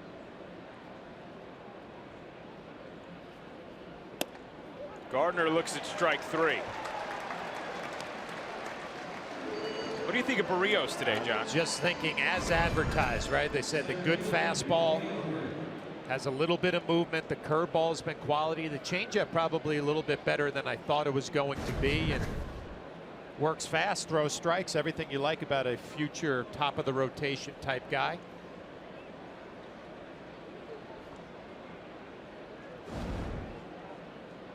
Ran into a little trouble early. A couple of hard hit balls to begin the game. And then in the second, bases loaded with 2 outs, but got to Reyes and has cruised ever since.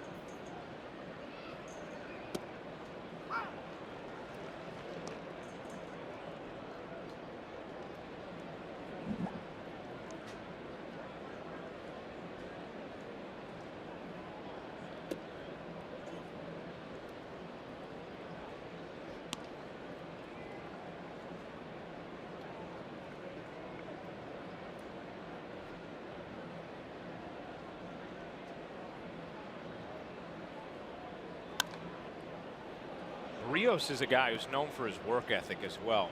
People around the Twins rave about how hard he works, and he will actually post on social media his workout videos. He had one where, you know, when you're running on the beach with like the parachute deployed behind you, that kind of workout. I don't know what kind of workout that is called, what the term is, John. It's called running on the beach with a parachute. That's it. There's no fancy term. As Ellsbury gets hit, and Joe Girardi comes right out to check on Jacoby Ellsbury. Well, we haven't seen Barrios miss this bad with his fastball. Completely yanked it down and in. Caught a piece of Jacoby Ellsbury. Looks like he's going to be fine.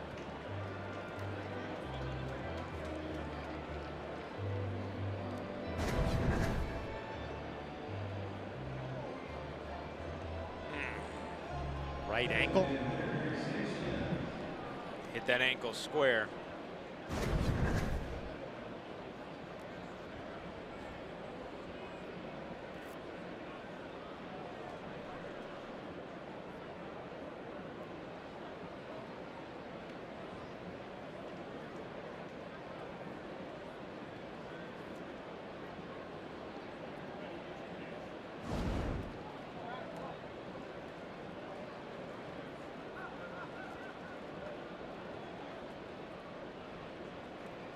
Sanchez 0 for 2.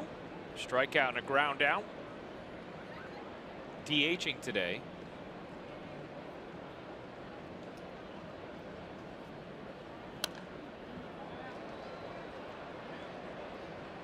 You know, Ryan, we were lucky enough to have a talk with the Hall of Famer Bert Blyleven, right? Came into our booth and was telling us about Barrios and how he moved to the right side of the pitching mound, and it's created a better angle against the right-handed hitters, a little more deception. So look at Bert breaking it down for the Twins on their telecast, and we've seen that today, right? I mean, the righties look like they're definitely having a tougher time with Barrios. Big sweeping slider. And that fastball jumping on you at 95.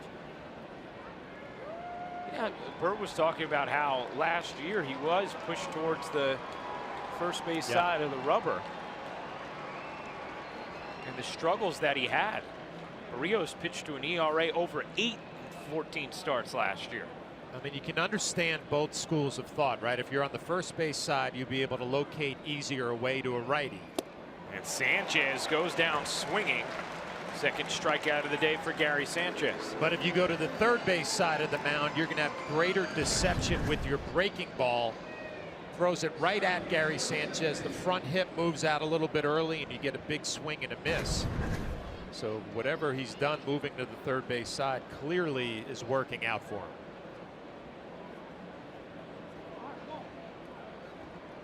Here's Starlin Castro, an infield single.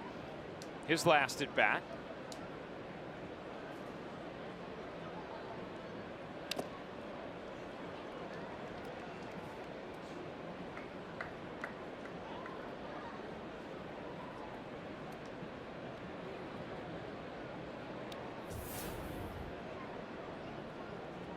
25 pitch second. Other than that, he's been very efficient at just 84 pitches here in the 6th with 2 down.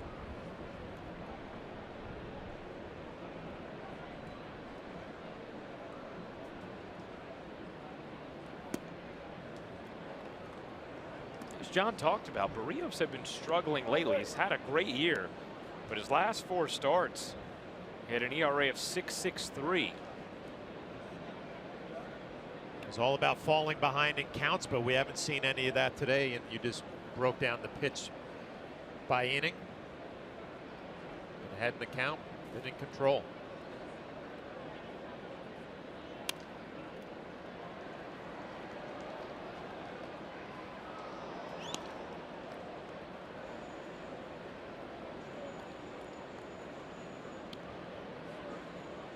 This is the 7th straight road game for the Yankees in a stretch of 11 road games in 10 days. Go to Seattle for 4 following this contest here in Minnesota.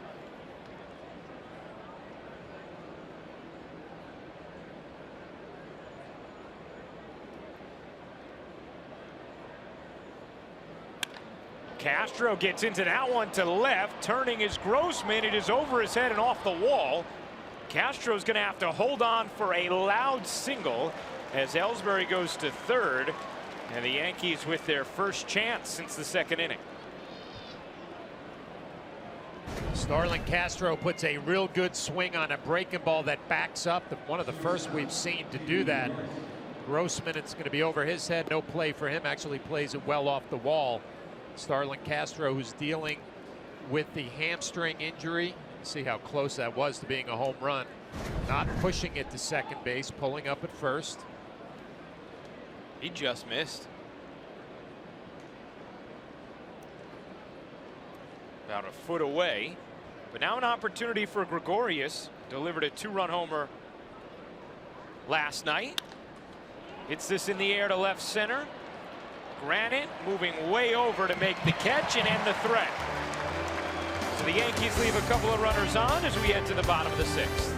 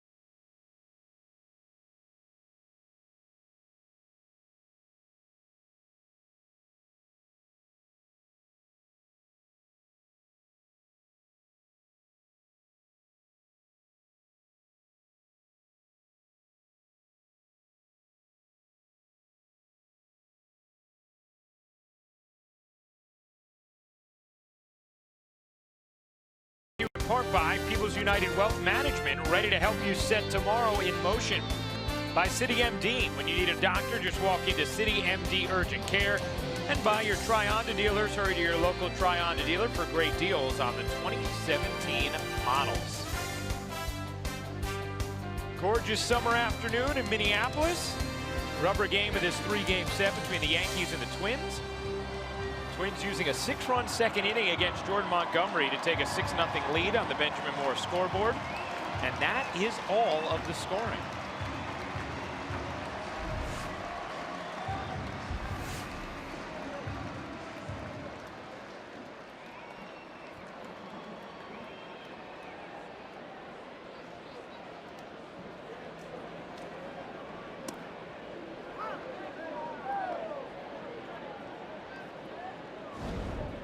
Chris Jimenez 1 for 2 with a single.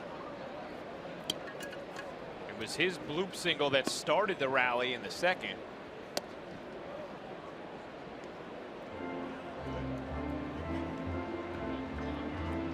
Look at Montgomery's pitch count as Chad Green is getting loose. It's at 94. Most Montgomery's thrown in a game. It's been 103 this year. So as well as he's been throwing, probably not going to extend him much more. Joe Girardi was asked today how the acquisitions of Tommy Kahnle and David Robertson affect the role of Chad Green, and he said he will remain in the bullpen. Maybe would be more of a multiple inning guy than he had been, although we've obviously already seen Green being used in that role. Down the right field line, that will make the seats. And Joe was asked whether or not there was a chance that Green could go into the starting rotation, and he said take too long to stretch him back out.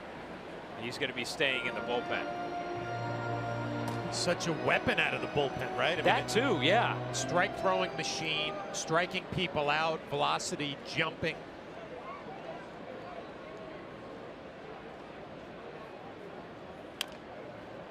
Rolled slowly to third. Torreyes, the bare hand throw in time for the out, and Ronald Torreyes has had a couple of gold stars over there at third today.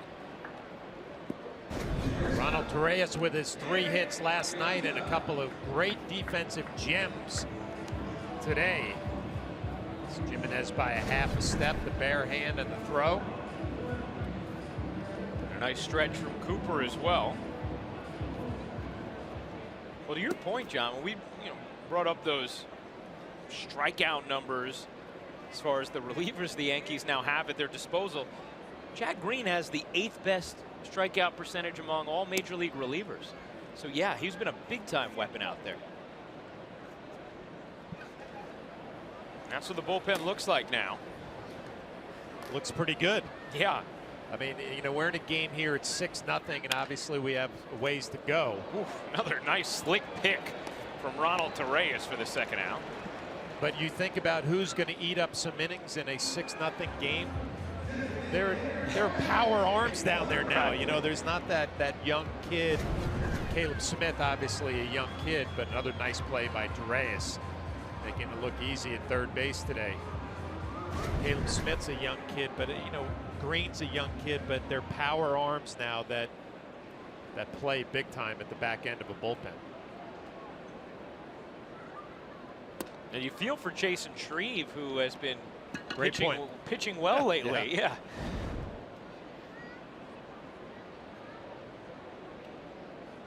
But he gets sent down as one of the roster moves, as Meredith detailed for us at the top of the show. Caleb Smith, more of a long option. Just thinking about Montgomery, this is going to be a long flight to Seattle for him, right? Because he's thinking the second inning, I couldn't get out of it with 2 outs, couldn't make a big pitch, and obviously the Sano home run, the 3-run shot, really a big difference in this game. But he's been so good since, mixing in the changeup more, a few more sliders. And at the end of it, you feel good about giving the Yankees 6 innings, haven't had to go to the bullpen and blow that up. But why couldn't I get out of that second inning, limiting the damage? He's retired the last 9. And you're right, John. It was second and third with 1 out, and he got Polanco on that shallow fly ball to right. Then you're facing the number 9 hitter, Zach Granite, who had been 2 for 22 since getting called up. He just punched that single up the middle. Ellsbury drifts over and puts it away. 10 straight retired by Montgomery, who has given the Yankees 6 innings here in Minneapolis.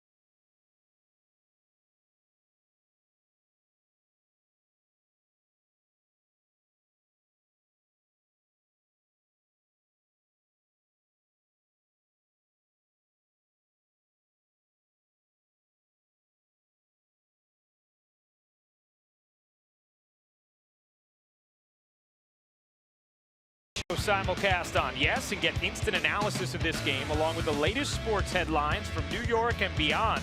It's all right here on Yes.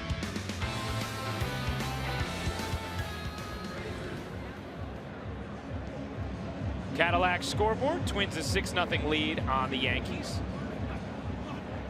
It'll be Clint Frazier, Garrett Cooper, and Austin Romine.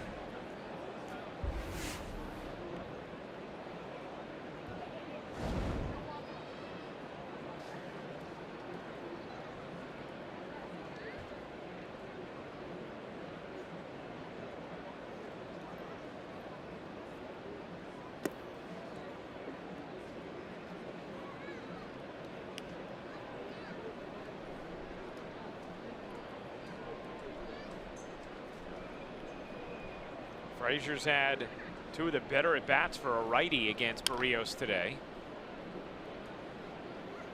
Base hit through the right side and a smashed ground ball that turned into a double play on the left side of the infield.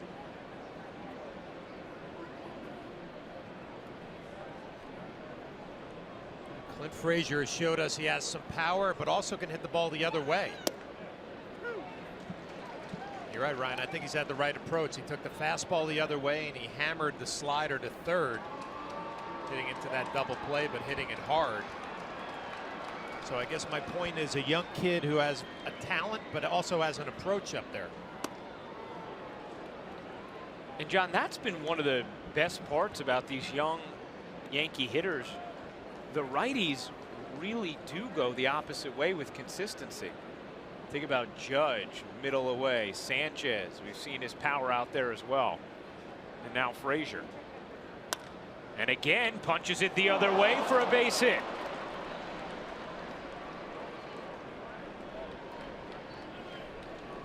Well, you just called it right there, Ryan. I mean, a slider down and away or a curveball, slurvy type breaking ball. If the approach is right, which is middle the other way, that's a tough pitch to hit, stays on it. Picks up his second hit of the afternoon.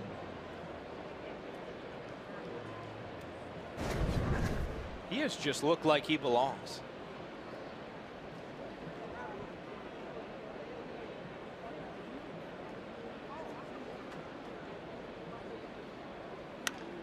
Joe Girardi was talking about that yesterday, how, you know, there are certain parts of a guy's game you just don't know or can't appreciate until you watch them every single day. Joe said he knew Frazier had taken great strides in the 3 months in the minor leagues this season and took a big leap. But there are only certain things you can get from the video and the reports compared to watching him every day.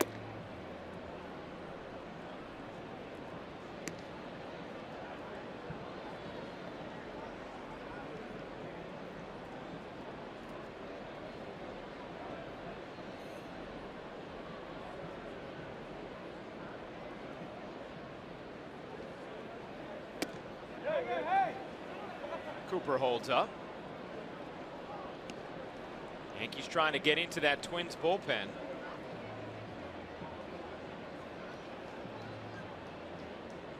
Which has struggled this season.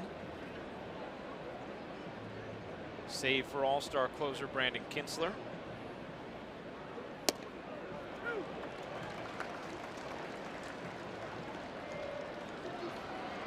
Buddy Bo Shears warming for Minnesota.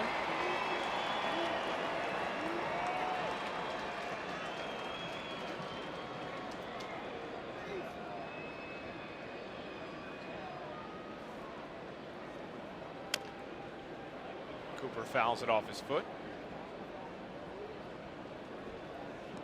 That's exactly the reason why it is a tough at bat for a right-hander. At 93-94 with a little bit of movement in. Try to fight it off. You foul something off your left ankle. He's got that breaking ball moving away.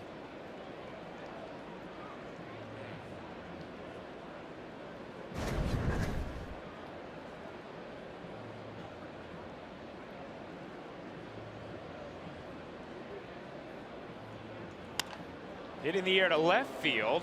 Grossman coming in to make the catch for the first out.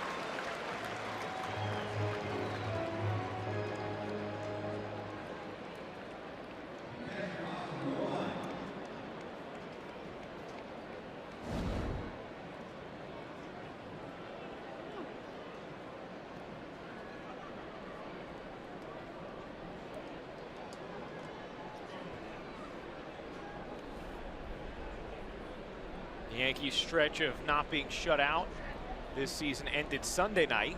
Game 2 of that doubleheader with the Red Sox. Yet to dent the scoreboard here this afternoon. Oof. Just looks like an uncomfortable at bat for a righty. Yeah, it looks like an uncomfortable arm angle. We talked about where he's delivering the baseball from the third base side of the mound. Righties are definitely having a tougher time.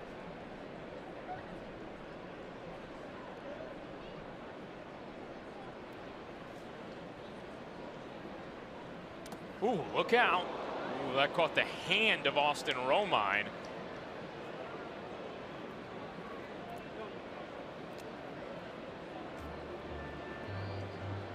Well, the good news for Austin Romine, it was a changeup.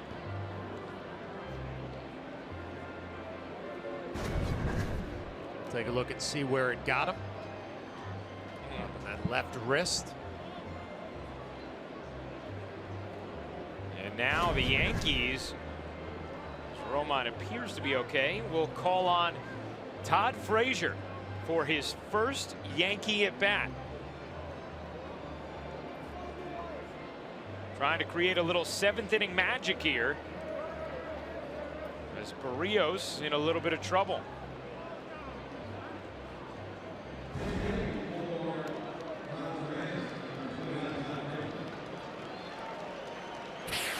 So the kid who stood next to Derek Jeter as a little leaguer gets his first at bat in a Yankee uniform. Pretty cool stuff.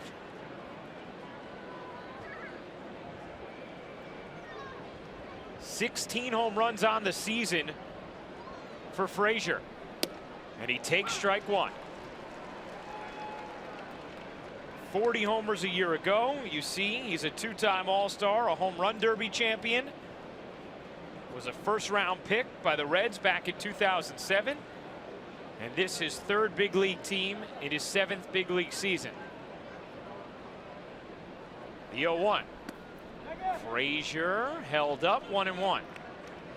You know, Ryan, obviously getting a chance to pitch hit here for Ronald Torreyes, but where does he fit in the lineup? Probably at the bottom half, right? And doesn't have to be the man. Gives the Yankees another right-handed power bat. He's had success in his career pinch hitting, a .303 average. Good breaking ball for strike 2.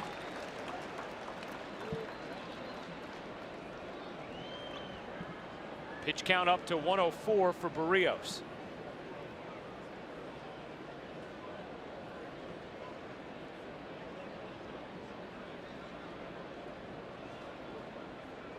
Here's the 1-2. In the dirt, blocked beautifully by Jimenez. 2-2. Tyler Duffy has joined Buddy Boshiers. Sure, the heart is pumping a little bit for Todd Frazier, even a 7-year big league vet.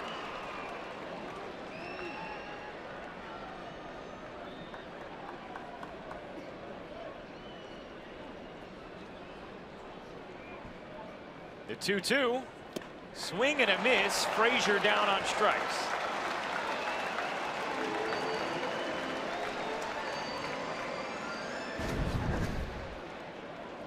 And Barrios goes with that big sweeping curveball again. Just moves away from Frazier. Now, rather than turn to the lefty Boshiers, looks like Paul Molitor will stick with Barrios to face Gardner, who has singled, lined out, and struck out.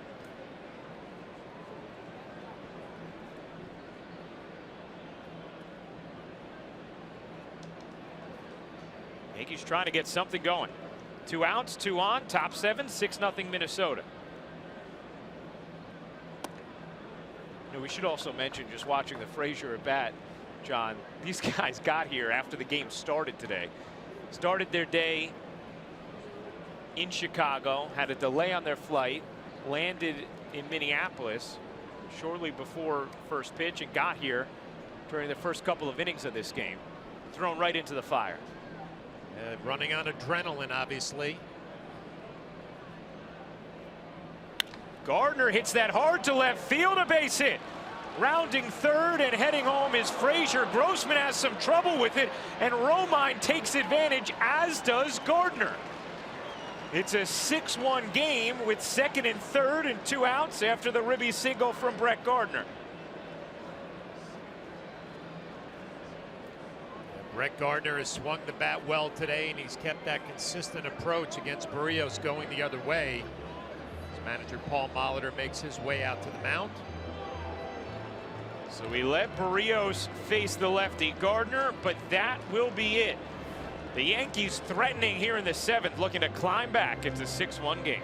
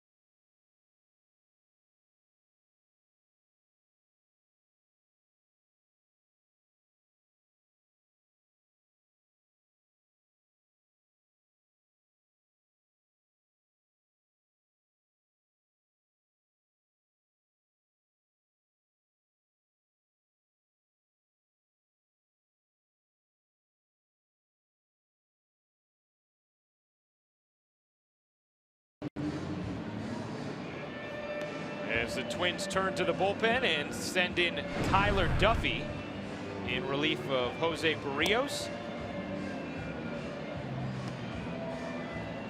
We saw Duffy the other night in the first game of this series. He actually blew the lead, an inning and a third, gave up 2 hits and 1 run, did strike out 3.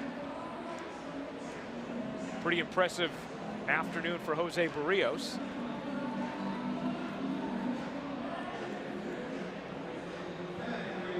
An opportunity here for Jacoby Ellsbury, who was lined out twice to center and been hit by a pitch. He's hit flush on the ankle from Berríos. Runners on second and third. 2 outs after the RBI single from Gardner, and the error advanced Romine and Gardner a base, as Grossman had trouble with the hit out and left. We'll see if the Yankees and Ellsbury can take advantage of that misplay by Grossman in left field. Ball 1. Get a base hit here, all of a sudden you start thinking about this game a whole lot differently.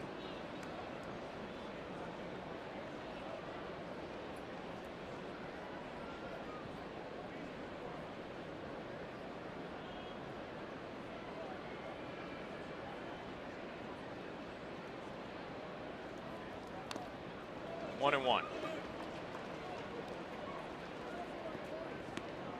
You look at Duffy's numbers, they're better against lefties. Lefties hitting .229 against him. Righties hitting .288.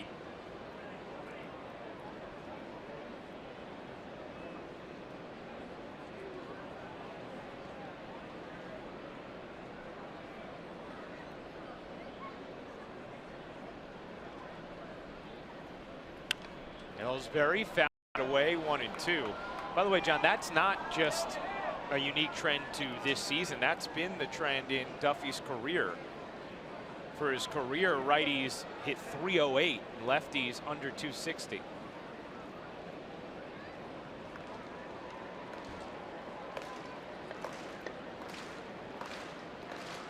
Ellsbury behind in the count, 1-2. The delivery from Duffy. Ellsbury stays alive.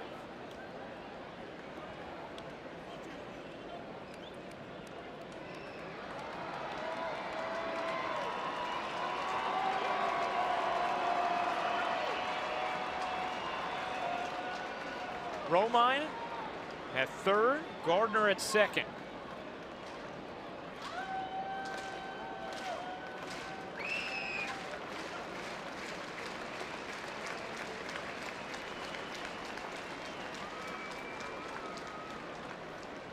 Strike three. Ellsbury took a fastball right down the middle to end the threat and the inning.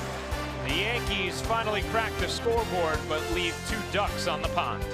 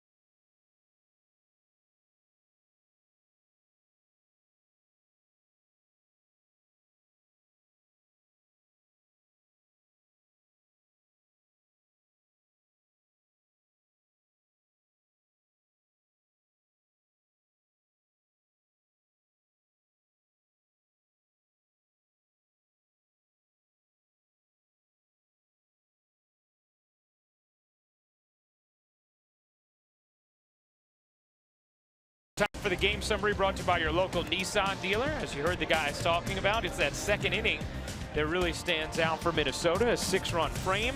Jordan Montgomery battled his way through 6 innings. Jose Barrios, very impressive. And Miguel Sano, a 3-run homer that broke that inning open back in the second.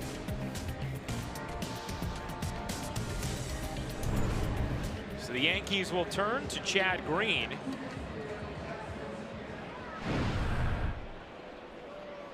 Here in the bottom of the 7th, you see the numbers from Green. They're outstanding.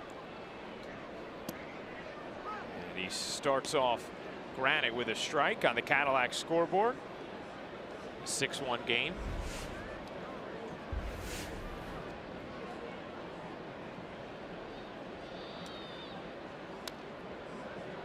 Chad Green pits in game 1 on Sunday, and Todd Frazier takes over at third base.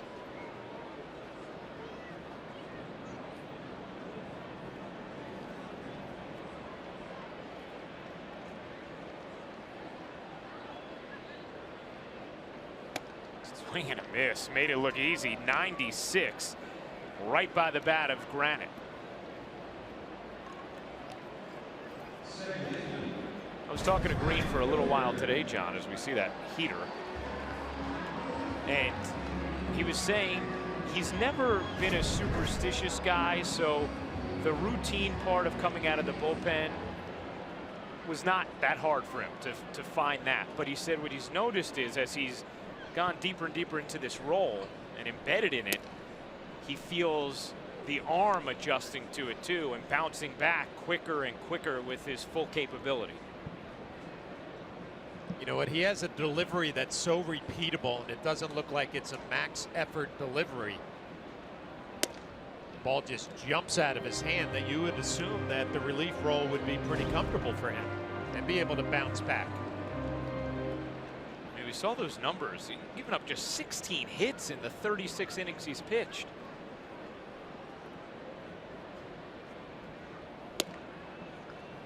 Just missing with these pitches. That 96-mile-an-hour fastball is the fast pitch speed analytics brought to you by Fios.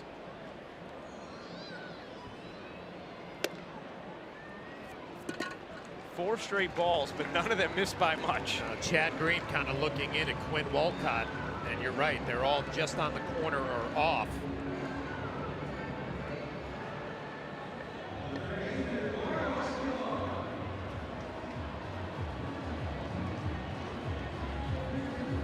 Dozier a 1-out walk. Here's Eduardo Escobar. Now, I was also asking Green about that possibility of reinserting into the starting rotation, which many have speculated about since the trade and the additions of Robertson and Canely. We told you before, Joe Girardi said no, Green's going to stay in the pen, and Green said that too. He said right now he could probably throw about 40 pitches. Said 60 wouldn't intimidate him too much, but to build up to 100 would take a while. He said the Yankees are so cautious about that, which he appreciates, but so probably end up taking somewhere near a month as Dozier goes and Escobar cracks it foul. So it doesn't sound like, at least for now, that's in the plans. I'm one of those believers, if it's not broken, why would you fix it, Yeah. right? I mean, he's been a very nice piece out of the bullpen. And listen, Brian Cashman, I'm sure, is going to be talking to teams about possibilities of adding something to the rotation. You have Mitchell, Sessa, guys like that who are going to get a chance.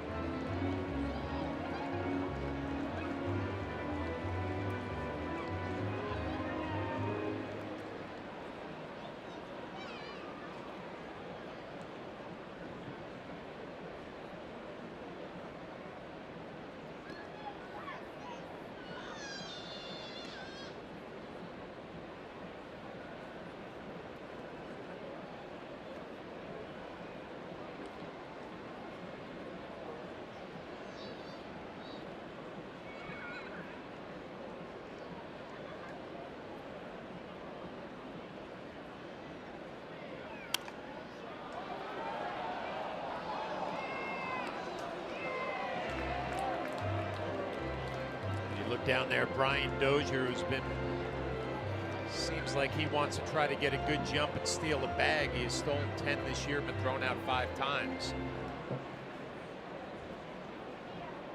Austin Romine might be a good time to call a high fastball. He might get a swing and a miss. Possibility of a throw out. Dozier stole 18 bases last year. It was caught just twice. His career high 21 steals back in 2014.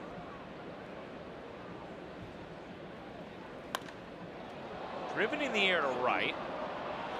Mile high. Frazier drifting back. Has room on the track to make the catch for the second out. Ball goes up in the air like that. I automatically look at the flags to see if there's going to be any help, and there was absolutely none. Frazier kind of hung in there. We talked about that overhang in right field. Absolutely no wind right now. But it's interesting, John, you were told at the beginning of this series, watch the fly balls, they jump here and carry. They do, and we've seen it for 2 days. And obviously this man doesn't need any help, but right now there is no help.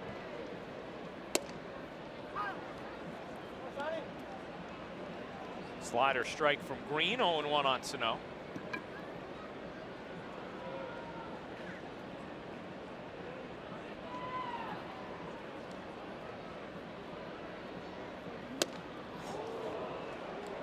Power against power right there.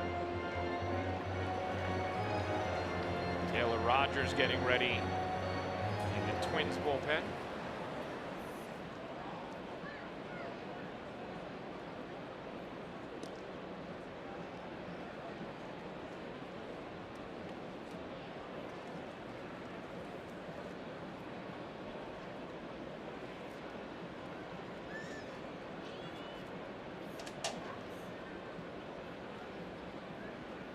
Strike three. More impressive work from Chad Green as he fans Sano and ends the inning. To the 8th we go.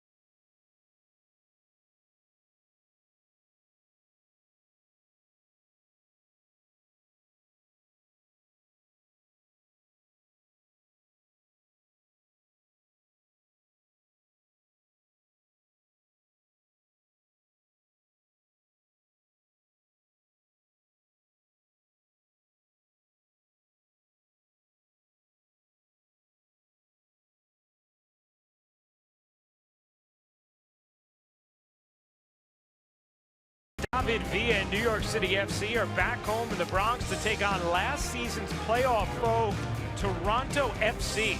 The action kicks off tonight at 7:30, presented by Etihad Airways, right here on Yes, and streaming live on Fox Sports Go. So if you were disappointed about, oh, the Yankees played a day game, I don't have my sports entertainment on Yes at night. No, you do. Got a big-time soccer matchup at Yankee Stadium.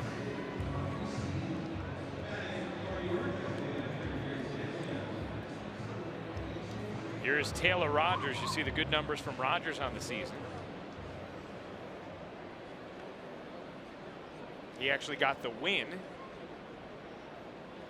in the first game of this series on the Hyundai scoreboard, 6-1 Twins. Yeah, Rogers has 22 holds. That is the most in Major League Baseball this year, so he's the 8th inning guy.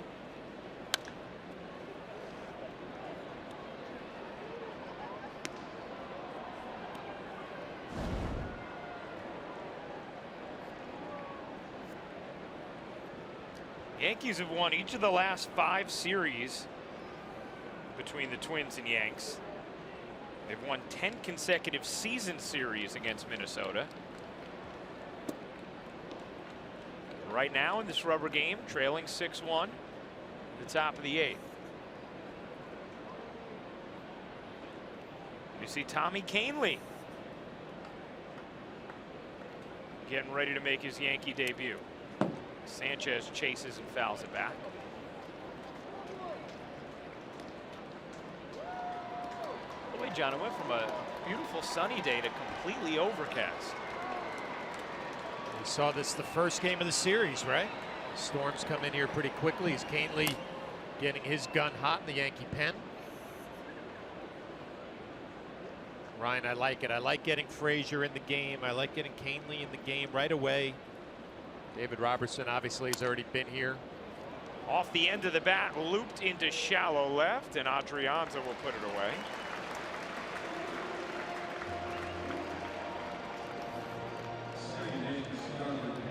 Sanchez 0 for 4.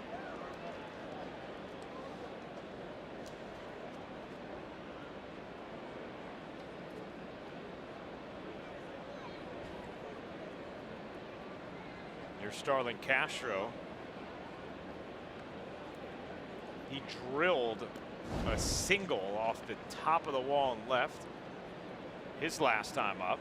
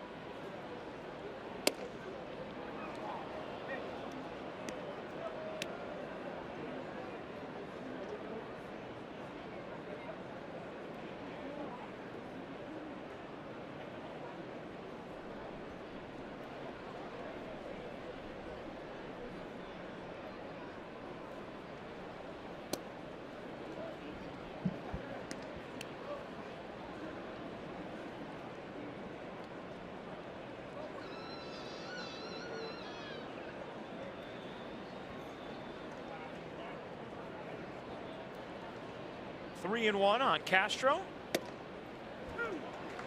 Count full.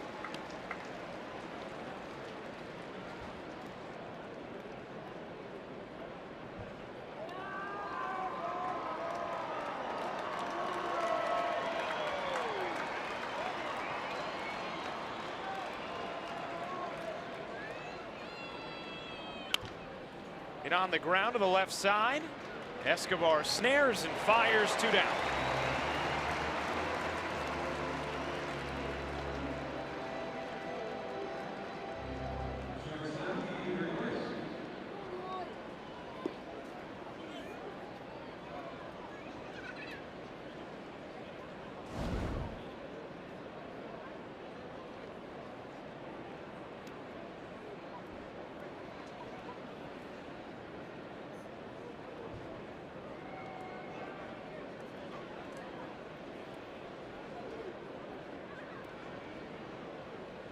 Here's Didi Gregorius. 0 for 2 with a walk.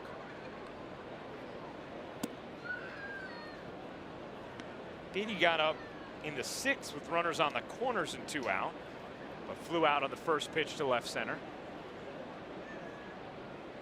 Does seem like, though, since that swing at Fenway, he has looked much better offensively, kind of broke out of that extended slump. We talk about it all the time. One swing, one at bat that gets you back on track. I think of Aaron Judge, that last fly ball he hit first night we were here, right? Got jammed. There's the numbers for Didi the last 8 games.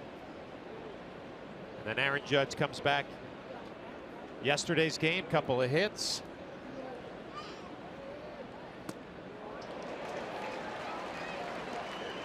Didi out in front of that breaking ball, and the count now 2-2. Hey, you love the break on this breaking ball from Rogers, but also takes a little bit of speed off of it.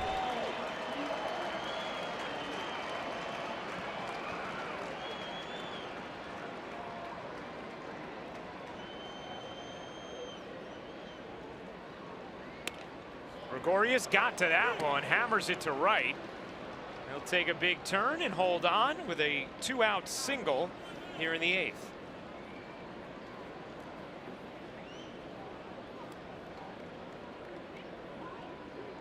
That'll bring up Clint Frazier, who's 2 for 2 and scored the Yankees' only run.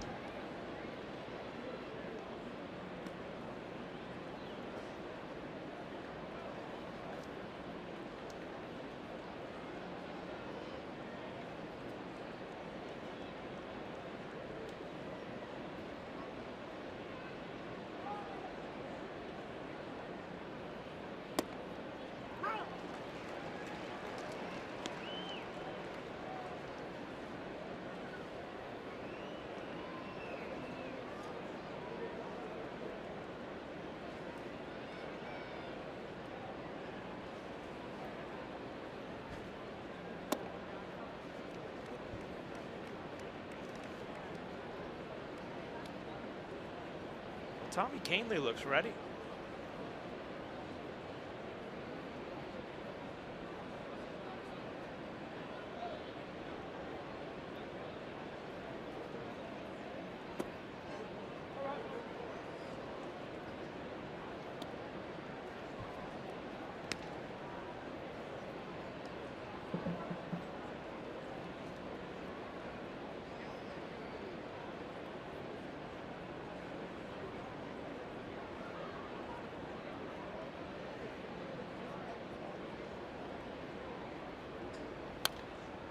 Good swing from Frazier. You talked about it earlier, Ryan. It just seems like he has an approach up there. He's got a game plan. Took a couple of breaking balls down and in. Got a fastball out over the plate. Had a really good pass. John, you always talk about hitters' takes and that being a tell. He just looks so comfortable on every take. Seeing the ball well. Seeing it early. Count full on Frazier with 2 outs. It means Gregorius will be off on the release from Rogers.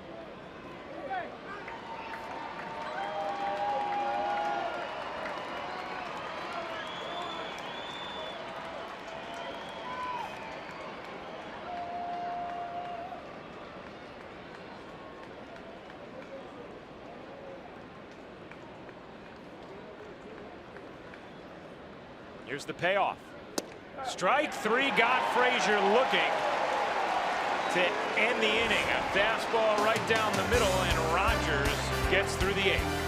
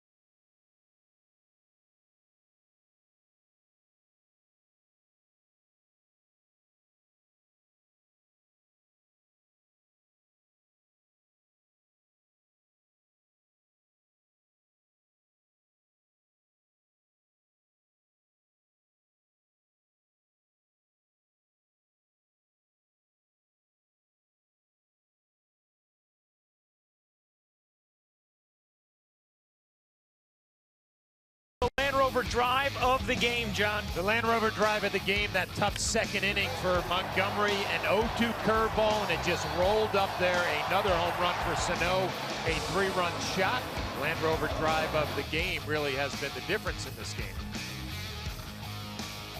Second home run in as many days for Sano. A 6-run second inning, the difference for the Twins against Jordan Montgomery on the Hyundai scoreboard. 6-1 here in the bottom of the 8th. And Tommy Kahnle into the game after being acquired last night to make his Yankees debut. You see the numbers with Chicago this season, electric. 60 strikeouts in 36 innings.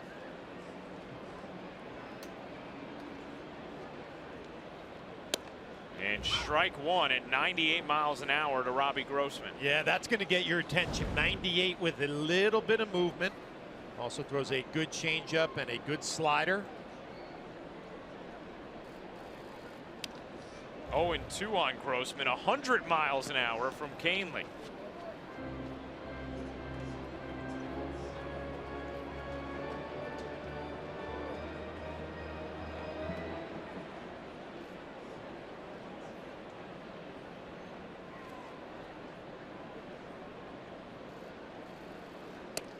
Strike three. First Yankees strikeout for Tommy Kahnle comes on 3 pitches. 98, 100, and then he goes with the changeup. It's about 91, which just makes you laugh. And then it has that good finish down and away. Not a bad way to begin your Yankee career. Kahnle drafted by the Yankees in the 5th round of the 2010 amateur draft. Then was taken in the Rule 5 draft by the Rockies in 2013 and eventually traded from the Rockies to the White Sox. He's off to a good start here in his Yankee career. Another hard strike, 99 miles an hour.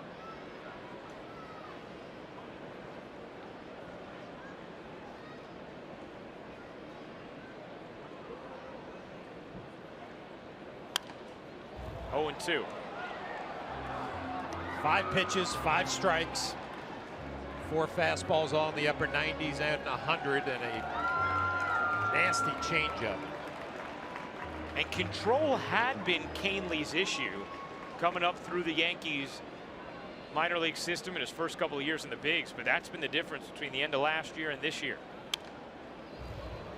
especially this season. Just 7 walks to 60 strikeouts, now 61.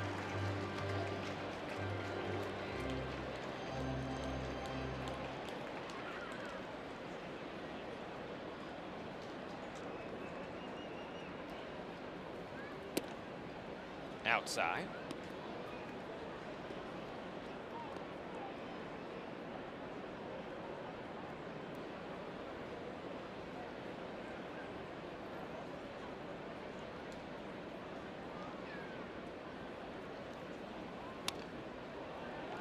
Kepler staying alive.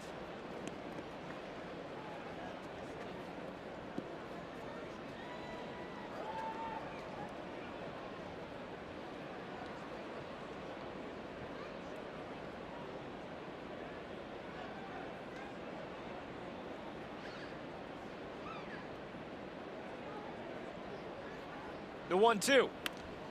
Off the hands, popped up behind the plate. It will make the seats.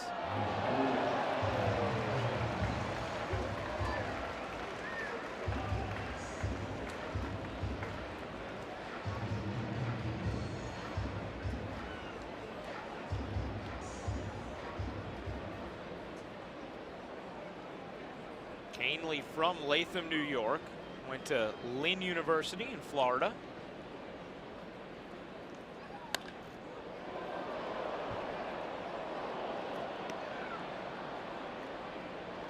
Throwing strike after strike here to Kepler.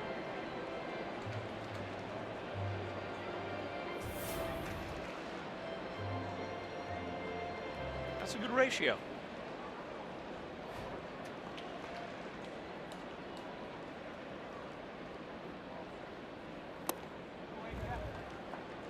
Two and two.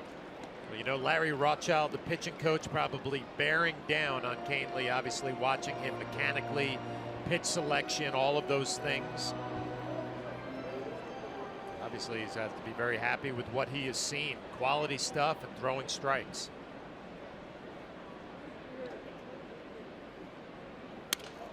Broken bat, backhanded by Castro. He will throw out Kepler for this second out. Now, here were the pieces received in the trade last night by the Yankees. Todd Frazier, a two-time All-Star, tied for the 5th most homers in baseball since 2014. Adding power to the corners. Tommy Canely, his MLB debut in 2014. His strikeouts per 9 outstanding over the last 2 years. And we all know David Robertson, a World Series champion and an All-Star. And in 10 Major League seasons, he has been incredibly consistent coming out of the bullpen.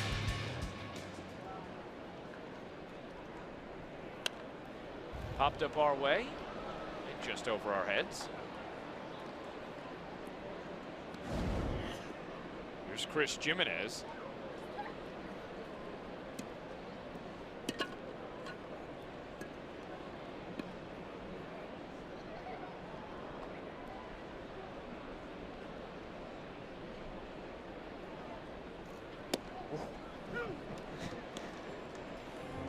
You just laugh, right? Fastball at about 100, a nasty slider in the upper 80s. We already talked about the changeup. And again, quickly ahead in the count, 0-2. This will make you a manager's favorite pretty quickly.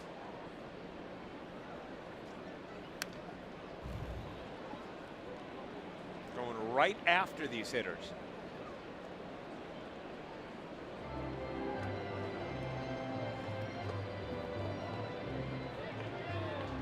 Oh and 2 on Jimenez.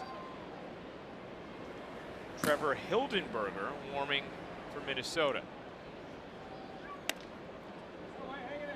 John, I think you make a great point too. You know, just getting Canely right into a game, breaking in, get that first appearance out of the way. Same thing for Frazier. I mean, obviously the guy's had a lot of major league time, but when you come to a new team, new teammates, new organization, just to get your feet wet, get in there and say, okay, I got the first one out of the way. Not in the highest leverage situation either. Just break in.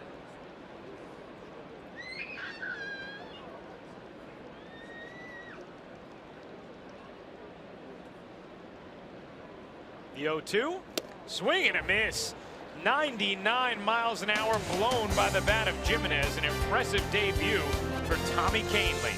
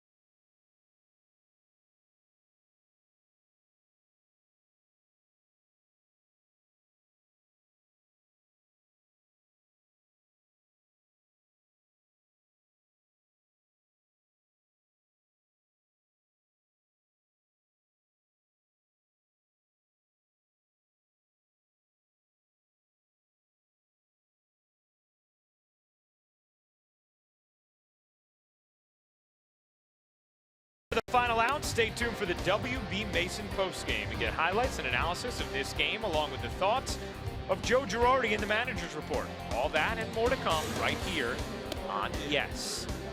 Jack Curry, Bob Lorenz, Meredith Marakovitz will have that for you. As the Twins call on Trevor Hildenberger. Chase Headley will lead things off, pinch hitting for Garrett Cooper.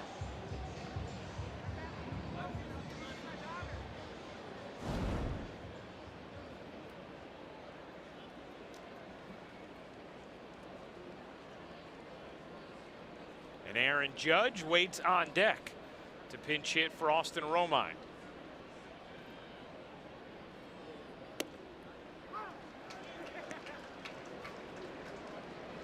One of the things we've seen from Headley this season, John, is he has been so much better against right-handed pitching. 280 average, 384 on base percentage, 785 OPS against righties. Drives that in the air to center. Granite drifting back, away back in left center, and will haul it in for the first out. Ball kind of took off.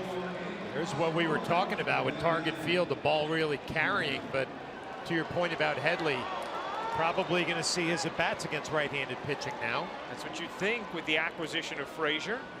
And just to put a bow on that, against lefties, just a 208 batting average and 232 on base percentage with the OPS at 534. So big difference. Here's Judge pinch hitting. 2 hits last night for Aaron Judge to break out of his little 2 for 22 skid to begin the second half.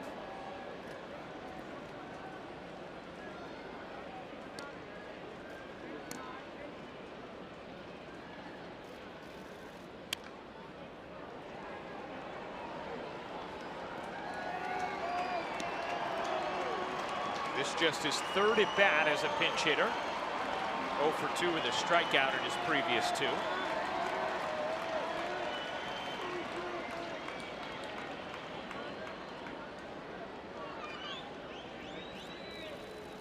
Swing and a miss. Judge down on strikes, and the Yankees down to their final out.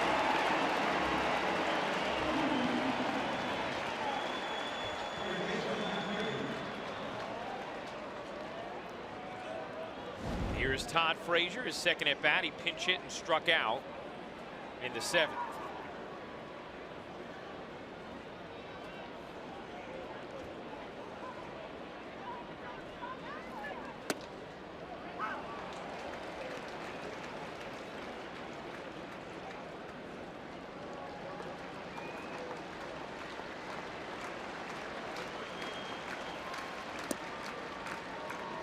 Yankees an out away from making it 10 straight series without a win. 0-7-2 in the previous 9 series.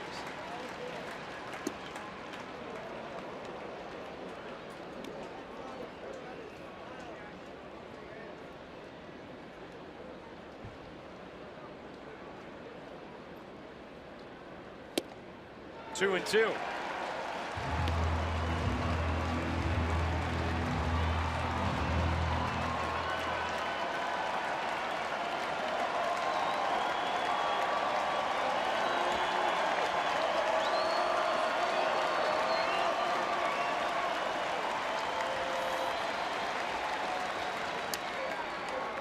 Frazier stays alive.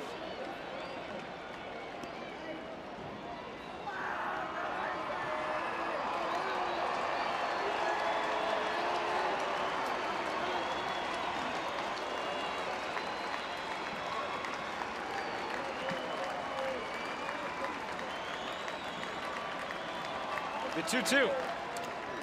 Ooh, that caught Frazier on the hand. Joe Girardi, Steve Donahue quickly out to check on their new acquisition. The last thing you want to see, Stevie Donahue going out there and checking out Todd Frazier. Obviously, you get worried any pitch that comes up and in around the hands, the wrist.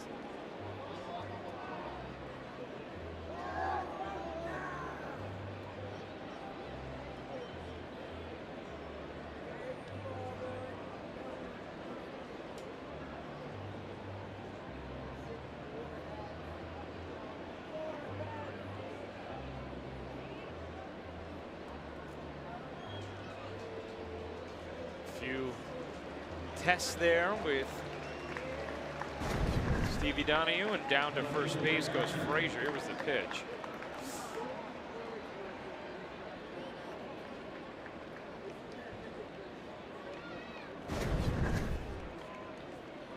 Definitely not what you want ever, never mind in your debut.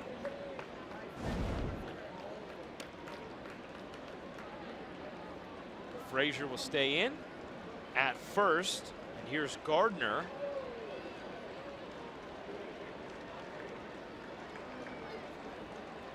Frazier takes second on defensive indifference.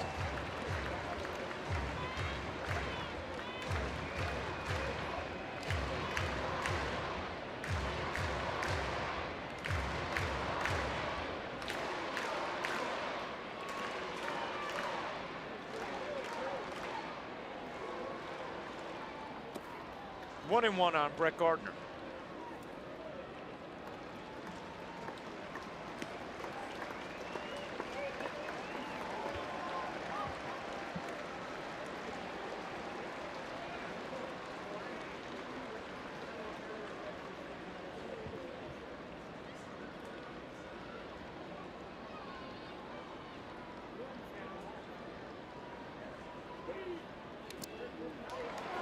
One and two.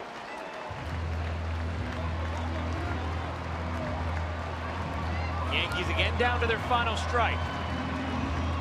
Trying to keep a pulse here in the top of the ninth, trailing 6-1 in this rubber game.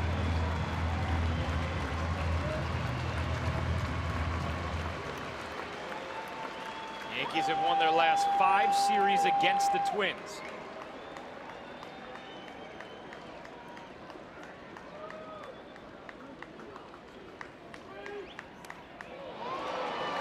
Just fights it off. Hanging in there against that changeup. Obviously, the arm angle of Hildenberger.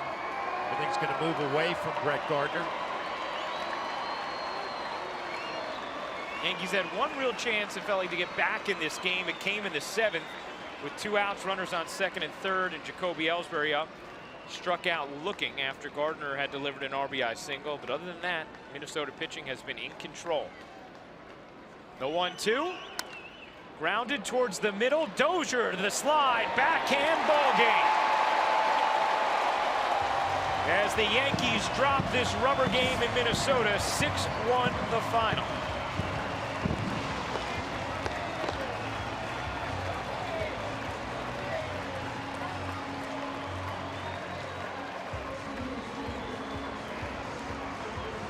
And the stretch of straight series without a win reaches 10 as the Yankees drop 2 out of 3 here in Minneapolis. Let's head back to the